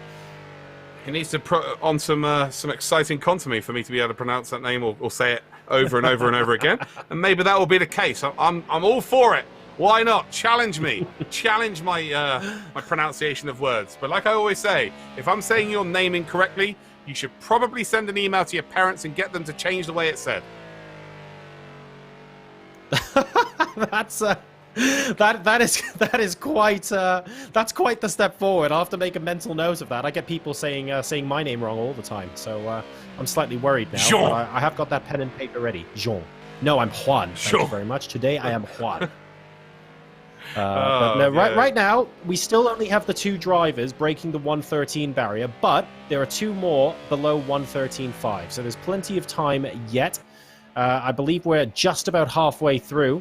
Oh, no, sorry. We are 2/3 of the way through now, this qualification session. So the drivers who maybe haven't felt that they were absolutely on it from the outset, the drivers who maybe had put the banker times down and are slowly improving, and that's sort of their style, that's the way they sort of ease their way into a session. Now, hopefully, we'll see a couple of quick laps come out from them. Well, look at this. 6th to 11th is 1/10 of a second. That is unbelievable. So if you find an extra 1/10 of a second, you're going to move yourself up 7 positions. So, yeah, this is the sort of battle we're looking at here. So we've got Bellio Poldo here, who's currently P10. But again, if he finds that 1/10 of a second, he's going to find himself right up in the sharp end of the grid, top 3 rows. So across around the final corner he goes. And has he found that 1/10 of a second? So it's not a lot of improvement to find for a huge, huge gain. Across the line he goes then, P10 currently, there we go. So there we go, P10 to P6. And he is going to be loving life right now. So he's in the sharp end. He's in the front 3 rows of the grid. There's a lot more drivers on the grid right now, so expect there to be a bit more carnage. Again, last week's PC race in the EU, well, there was enough carnage there for me to be happy for a lifetime. But if we're going to see some close contact racing tonight at Willow Springs, I'm not opposed to it.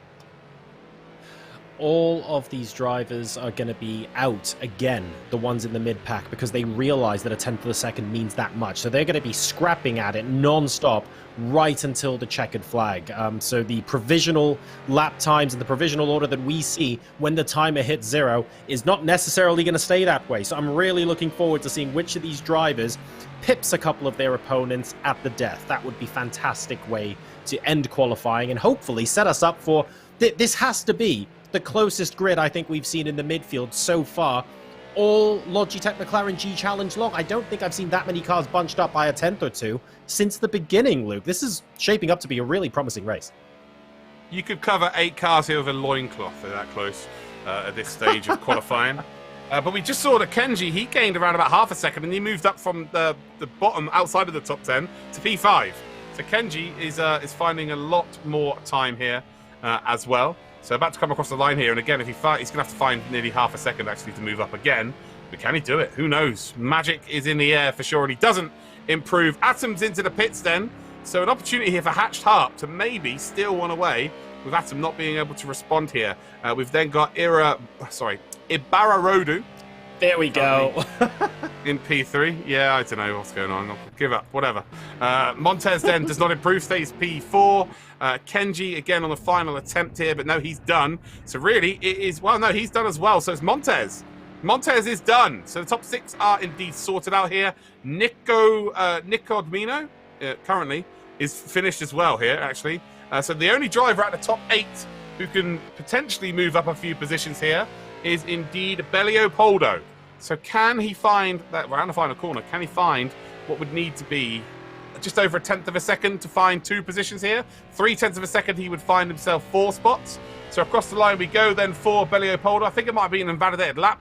Across the line he goes, and well, it's not an improvement there. Is there anybody else? Nope. We are done then for Marcos Mura. Casio Formula is done. We've then got... Yeah, well, they're all done. So there you go. That's pole position.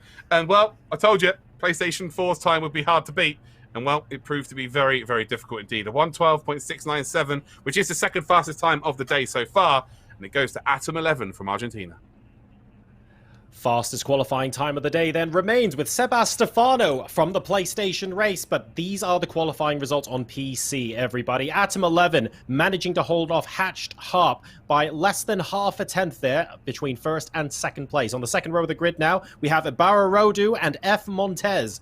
On row 3 even, Kenji lines up alongside Matty25, had more of a quiet qualifying session, but a strong time at the end there. And then we've got Nico Domino and Leopoldo, who will be lining up 7th and 8th. On the 5th row of the grid then, Ryan959 will be alongside Marcus Moore. And that's your top 10 for the final race of the day here at the Logitech McLaren G Challenge Latin America Qualifier. This is the 12th race out of 12 then from our quarterfinals. And, well, it brings us to the PC in Latin America. All the times were very, very close. We just had a question from Arno about whether if people have the same time down to 1,000th of a second, what happens? It's the driver that did indeed perform the lap first. So there you go. There's a little fact for you. They will start ahead of the other driver. Anyway, 19 minutes, 30 seconds on the clock there. Well, if it goes down to 18, it will be forced into the race. They've got 2 minutes to ready up. But it's the final opportunity, the final 3 positions from our quarterfinals. And, wow, here we go. The red lights are about to pop on. And we're about to go green then. For the final quarterfinal race here for the Latin Americans, it's PC time, baby. And we're at Willow Springs and we are racing. Atom gets away beautifully well there. A bit of argy-bargy then between P2 and P3 as it stands. And I say Atom got a good start, to be fair. Hatched got a very, very good start as well, but wasn't able to get up into the lead. Oh, big carnage in the background there as one car decides to do a bunny hop there, like Dave Mirra from the BMX in days. If you remember who Dave Mirra is, you're an OG. But yeah, Hatched Harp then in P2, 3/10 behind. We've then got Montez in P3. A couple of cars running wide there. Again, that corner is so tough to go through, especially with dirty air in front. But the front 5, 6, 7, 8, 9, 10 cars are all in contention here. Very clean start from everybody. And wow, this could prove to be a very good race indeed. relatively clean start compared to the races we've had so far, and that means a maximum number of cars in contention and within a hair's breadth of each other, which is what I want to see in the first couple of laps. Top 5 cars within 2 seconds of each other, but the rest of the field bunching up quite nicely as well. Looking forward to see who decides to settle into a rhythm first and really start to line up those overtakes. The drivers, of course, will have a couple of laps as Kenji eyes up possible overtake onto the straight here, getting a much wider line, but I don't think they'll be able to close up quite enough, unfortunately, to pull alongside. Just a few laps' time, Luke, you're going to have those tyres screaming once again, and we'll start to see some of those mistakes start to float in. Yeah, it's all about just keeping yourself within the lead group at this point. Don't get detached from that lead group, and actually the front 6 are kind of finding themselves in a pretty good position now. They've dropped the 4 behind them. There's a little bit of a gap there, but this is the key battle here, 4th and 5th. They need to be very clever here. We've seen this again over the last few weeks in this G Challenge quarterfinals, where people have lost themselves an opportunity of qualifying by over-battling, losing too much time to the leaders. They've got 3 positions to contend with. That needs to be their objective. As we see on the car, the word objective. Unbelievable. You couldn't write it. But yeah, it will. Yeah, if these two start battling side by side, they're going to cost each other time, and they're going to let the front 3 go here. The front 3, as it stands then, is Atom, Hatch, Harp, and Montez. So Montez is currently in that qualification position, but actually the front 2 are dropping them here. So again, very quickly around a circuit such as this, it could become a 1-position race if the front 2 get away. We see a time penalty early on for Mora. They're down the order in 7th. Currently inconsequential, but we'll see what happens as they move up the field potentially later on in the race. Top 2 now separated by 0.6 of a second within slipstreaming range, but a further full second back to F. Montez now. And F. Montez looking pretty tidy, just not quite as quick as the 2 cars ahead. But now that we're settling into a rhythm, we could see him start to pick up the pace again as the drivers now start to cope with the increasing tire temperatures. They start to settle into a bit more of a rhythm, and the pace of the race starts to change a little bit. So the next couple of laps will really tell us what the pattern of the race, if there is one, how that unfolds. Yeah, right now they're all just I don't know, being quite reserved at this point. Matty, this is a key phase of the race here for Matty. He needs to move his way up. Look, for me, the top 5 are kind of in a pretty good position here, but if Matty loses pace with these drivers, then he could be in a whole world of pain. This stands, the front 2 have got now 1.5 second gap then on the drivers behind. So again, it is becoming a bit of a 1-position race for everybody else apart from the front 2. But I tell you what, this is where it's very interesting, because Hatched Heart is closing in on Atom right now. So these two, do they battle? Do they lose it, a load of time with each other? Obviously there's the case of qualifying for the regional finals, but you also want to set a statement, like we've seen from PlayStation, like we see from Xbox today. You want to indeed put a statement out there going, I am here, you should be worried about me going into, the regional finals. It's a fine balance here. We're, again, 0.4 of a second between the 2. Hatched Heart looks like he's the quicker of the 2 right now, only by a mere 1/10 of a second. But again, that's enough. That's enough to with 15 minutes to go to make a move for sure. But again, it's just all about, you've got to be calculated. Do you take that chance, potentially lose time to the drivers behind you? I don't know. It's a tough one. It's very easy for us to sit back as observers and think about it logically and say, well, if the front 2 cars are continuing to gap the cars behind them, then there's no reason for them to fight. But at the end of the day, racing drivers are racing drivers, and you always want to be on the top step of the podium. So you're right, it's all about finding that balance.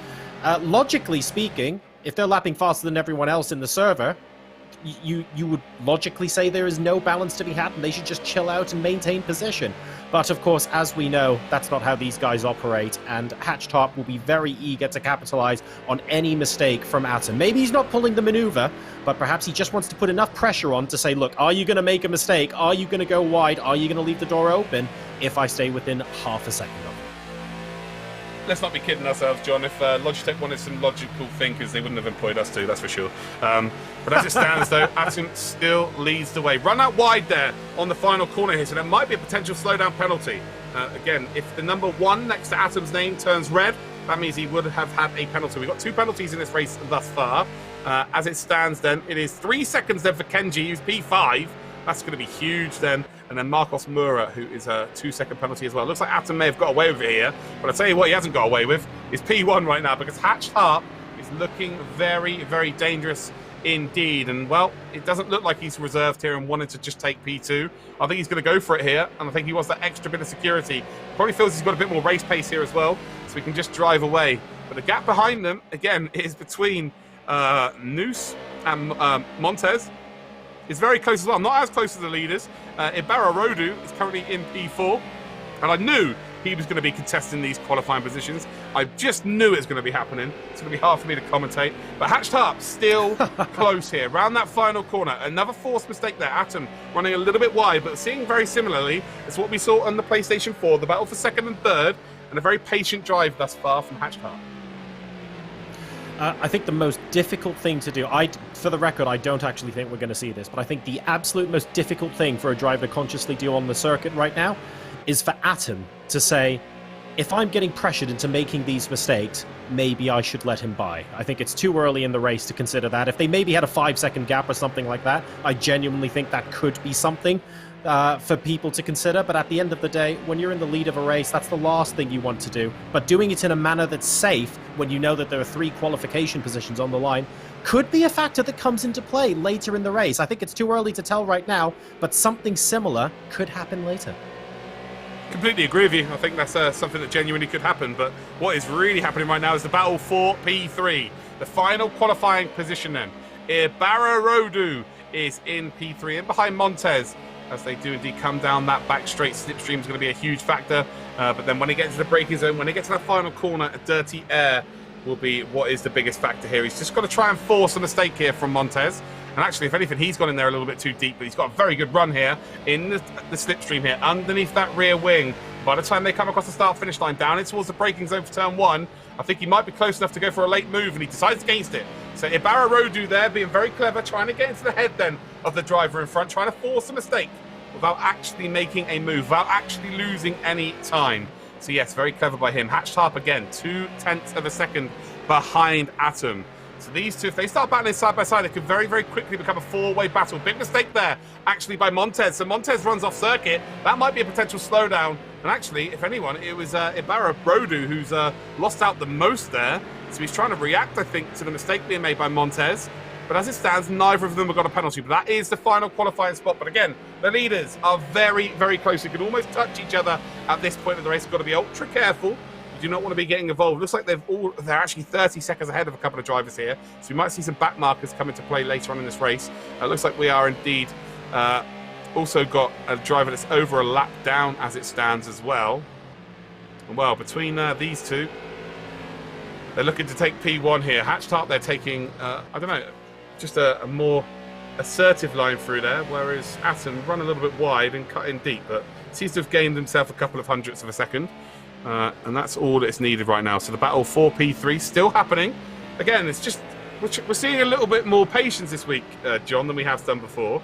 It's like they've watched the previous weeks and thought, that doesn't work. Let's just be a bit more careful. 1v2, 3v4, 5v6 are all battles on track right now. It's great to see all of the people in front in the races try and focus on getting that overtake. Ibarra Rodu doing exactly what Hatched Harp is trying to do to Atom as well. Both just trying to pressure the car in front of them into making a mistake as opposed to going for any desperate lunges or anything like that. And we've seen in the previous races today at this very track, that does work. Even the best racing driver in the world cannot make the perfect move, cannot hit the perfect apex 100% of the time. And when part of your mind is focused on taking a look at where that car is in your rear mirror, you become more prone to mistakes. So it's great to watch these drivers bend. The question I have on the back of my mind is who is going to be first to break? Yeah, exactly that. And you've got to be looking at someone like Ibarra Rodu, who's maybe not quite got the pace to take a P3 here, but he'll be seeing this out in front thinking, it's an opportunity here for sure. If these two start getting involved with each other, he'll almost be hoping that P3 Montez starts to pile some pressure on here, because it just looks like he's dropping off the pace ever so slightly. Again, not out of it, still in the top 4, still pretty close. I'll tell you what I'm most impressed with is all of these names today, bar maybe 3 or 4, are all new names. They've been given an opportunity by taking part of the Logitech McLaren G Challenge, and they're taking it with both hands. You know, again, just breeding our own talent every single year. Lots of new opportunities, lots of new names. You know, we've seen previous regional champions go out, namely, of course, Alif Hamilton from the Asia Pacific region. He's not going to be in our regional finals this year, but it's just good to see that this new talent's coming through. And maybe that's you, all of you sat at home right now. Maybe that is going to be you next year. Maybe you have no idea how fast you are. Come give it a go. So go to logitechgchallenge.com. Make sure that you sign up for the newsletter, and when all the information is released for next year, and I can tell you now, I've been involved in some pretty cool meetings. Next year is going to be sexy and sassy all rolled into one. It's going to be a huge competition next year. Get yourselves involved. So make sure you sign up to the newsletter at logitechgchallenge.com. And yeah, maybe we'll see your name racing in the quarterfinals, the regional finals, whatever the finals we have.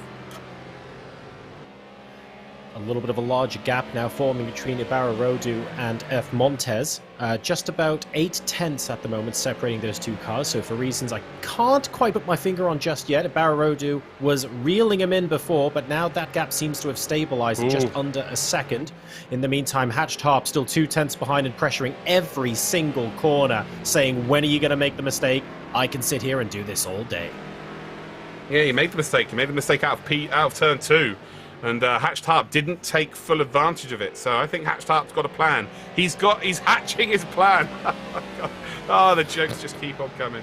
But yeah, he's just staying in behind. I think he realizes there's enough of a buffer in behind with 8 minutes to go not to be too worried about going after P1. I feel like if there's a mistake, of course, he's going to take it with both hands. But right now, he's in a great spot. He's just going to sit back in behind, chill out, take the position. Again, remember, top 3 do indeed advance to our regional finals from this race for PC. And these two are currently in P1 and P2, so they're in a beautiful position. Again, we've got that battle for P3 still happening. It's not as close as this one, but we will give that a bit of screen time, sure enough. And actually, Hatched Harp there makes a bit of a mistake. He had to double brake through turn number 1, so yeah, maybe broke a little bit too early and then let off the gas and indeed had to double brake. But he hasn't lost too much momentum here. This is where the mistake was made on the previous lap by Atom. And is Atom, again, going to be running wide here? No, he's not, so it's a lot better. Definitely a lot more in tune now with the car, and that would have woken him up if having a bright orange car in behind you hasn't woken you up enough. That's, to be fair, up towards the top of the hill here at Willow Springs, and the lead is still Atom. It is Hatched Harp in 2nd position. We've then got Montez in 3rd, and well, this is the battle here. This is the bubble position right now. Ibarra Rodu is going to be a valiant effort in P4, but he gets nothing for it. So it's now or never. You've got to, maybe start taking chances here. Start putting qualifying laps in with 6 minutes, 40 seconds to go. You've got to take some sort of chance here if you want to get that position.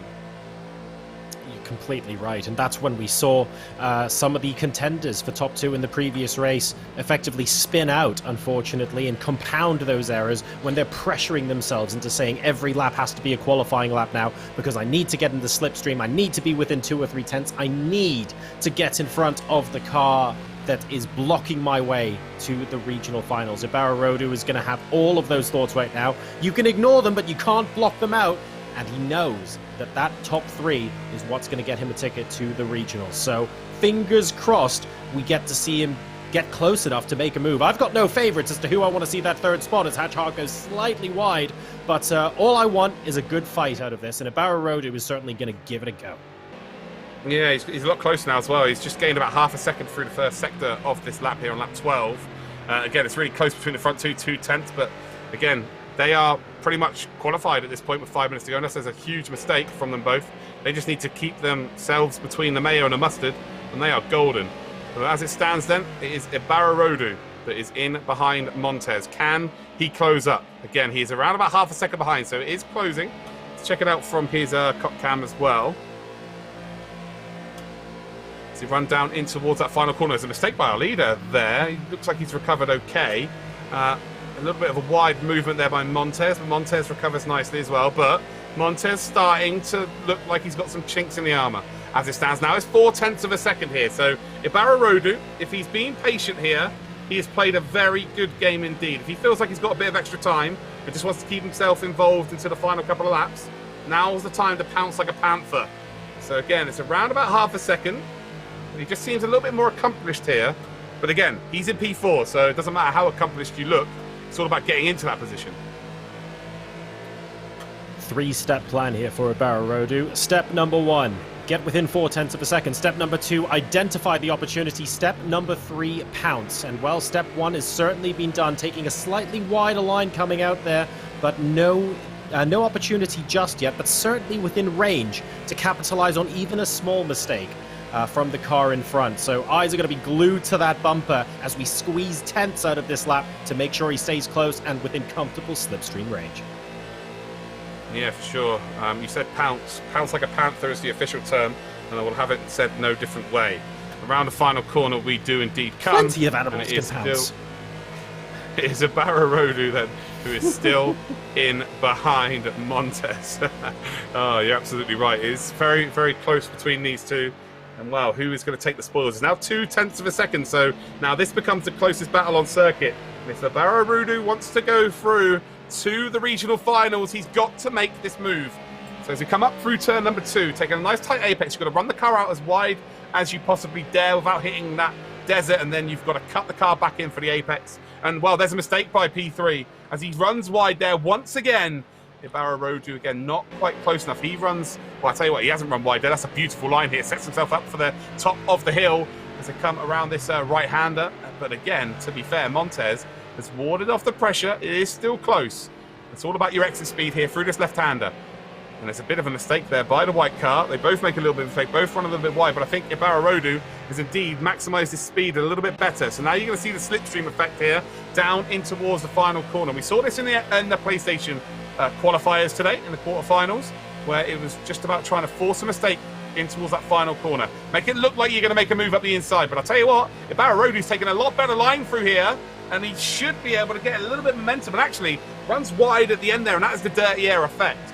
And if he could have gone through there on his preferred line, he definitely would have closed up there to Montez. Montez doing well enough here. Front two, though, almost touching each other in the distance as well. And now this brings P3 and P4 into play. And I tell you what, I think Hatched Heart is going to have to go for it here. Atom's going too slowly.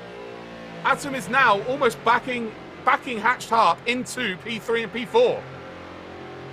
Yeah, that's a great point, Luke. Only a second and a half separating them now. There was a much bigger gap before.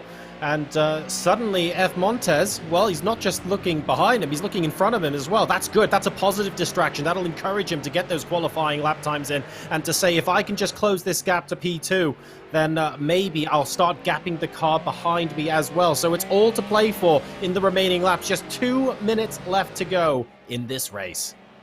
Yeah, 2 laps to go, and I do believe that Hatched Harp, if he gets an opportunity, has to take it, because he is being backed in to the drivers in behind him. He doesn't want to put this to chance. Right now, he's in a very comfortable position to qualify. P1, P2, P3 all go through, but he does not want P3 and P4 to catch up. He does not want to put it into a lottery situation where one of them are going to go out. So right now, he's comfortable. He's got that 1.3 or 1.2 second advantage over the car behind, and at this level, that's quite the margin. But again, mistakes keep happening from Atom. They're all within 2 seconds now, so they are as close as they have been in this race so far. But one of these aren't going to go through, and it'd be such a shame if it's the front two. Those two have been... Oh, no, there's the big spin! Is he going to save it? Oh, he has! Hatched Heart! What a save! He's probably going to lose a position. No, there's been a big off then in the background by Montez. So Montez reacted to it, has made a huge error. And now we've got a three-way fight for second and third position. So the pressure's told. So he's put the pressure on P1 this whole race, and then he's the one that's blinked. So now all of a sudden he's got to be worried about 2 drivers in behind him. But the driver, for me, Barrow, who's been so patient, he's got his reward right now. And now all of a sudden Montez, who's looked so comfortable for P3, is now fighting for his life. Unbelievable stuff. We wouldn't have expected the driver who was in P2 to actually cascade and cause that shake-up in position, but that's exactly what happened. Barrow now in 3rd place, and F. Montez having to play catch-up with a single lap remaining. This is horrible, He's and gone. Oh no, that's a big piece of oversteer. That's it! That's his race over! And that is what happened to drivers in the Xbox race, in the PlayStation race, where you try and make up for a small mistake, and unfortunately it gets compounded. What a way for those positions to be decided. That is unbelievable. It's just so unfortunate that what's caused him to run wide at this very corner on the previous lap was another driver's mistake. He was trying to avoid another driver's mistake. And unfortunately, it's lost him that top 3 position. He looked so strong all race here. Barrow, he's not gonna care at all. He's gonna be absolutely loving life right now. He is gonna get that passage then to the regional finals. And well, it is just so unfortunate for F. Montez. Montez, he won't even finish this race. He is furious. Obviously, he has decided to, indeed, as we call it in the trade, a rage quit.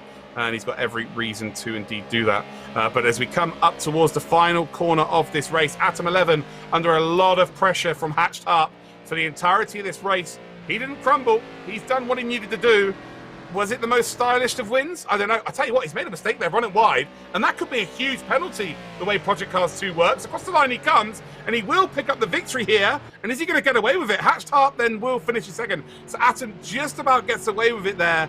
And then we have got Ibararodu, who finishes in third. And well, John, what a way to finish our quarterfinals, because PlayStation 4 and indeed PC were pretty breathtaking. It really was. Very, very fantastic battles. First versus second, third versus fourth, and it all culminated in a massive fireworks towards the end of this race. But at the end of the day, we managed to get our qualifiers. And commiserations and credit, I think, we have to give that to F. Montez, who drove a superb race. It's so, so unfortunate that it all came undone at the end. Up to that point, it was delightful. It was great to watch. Ibararodu was putting on the pressure, and you know what? He was doing a good job of soaking it all up, but a single moment is all it took. And as a result, the top three drivers finished the race, actually, with something like a 5-second gap to the cars behind them. So it was completely and utterly fine for them in the end, if you look at the final standings. But believe me, if you were watching just a single lap previous, you would have seen this be an absolutely massive fight. So that's our order, ladies and gentlemen, complete now. And the race result has been determined in the PC race. You're watching the Logitech McLaren G Challenge Latin America quarterfinals. This was the third race of 3 on PC, and LATAM 11 is going to take the victory. Right ahead of Hatched Harp. Don't have anybody fooled. It was absolutely not an easy race for LATAM 11. Hatched Harp hounded him all the way, but Ibararodu takes the third qualifying spot after an absolutely massive race-long tussle with F. Montez. Nico Domino will take a credible fourth place ahead of Kenji and Matty. We then have Marcus Mora, Chaparin Flas, Casio Formula, and to round out the top 10, we've got Pimentel completing the race as well, 43 seconds behind. Well, Luke, that was an incredible PC race, and I'm very, very happy, actually, that we saw people fighting for position all the way up until the end of the race. That really did have us on the edge of our seats. It did, yeah. I just want a big shout out to Montez, to be honest. Like, I'm absolutely gutted for him. The mistake that was made by Hatched Harp is what's really caused him to make a mistake. Again, there was no contact or anything like that, but he's run off circuit and ultimately put himself out of that top 3, and then he just pushed too hard. And around that final corner, you just can't push. The camber will indeed make the car rotate all the way around. He hit the barrier, and well, you can see how much momentum he was having, because it's a long way towards that barrier. But he drove a sensational race, but unfortunately, that is motorsports. And now that means, ladies and gentlemen, that pending any stewards' inquiries, although I have to say, we didn't actually have that much, shall we say, intentional contact and other things that would be questionable this week. It's been very, very clean on the whole. Provisionally, at least, we have NG, Sebastefano, Miguelito, LATAM 11, Hatched Harp, and Ibararodu, who will make their way to the LATAM Regional Final. That does conclude the Logitech McLaren G Challenge quarterfinals. I hope you guys have enjoyed the broadcast, but that doesn't mean it is the end of the road here. Absolutely not. The competition will resume in November with our regional grand finals, and I can reveal that the first event will be the EMEA Grand Finals on November the 14th. So mark that date in your calendars. We'll be getting started with the EMEA Grand Finals on the 14th of November. But for now, from the quarterfinals, I'm John Sargent. With me is Luke Crane, and it bids us to say goodbye and see you in just over a month's time.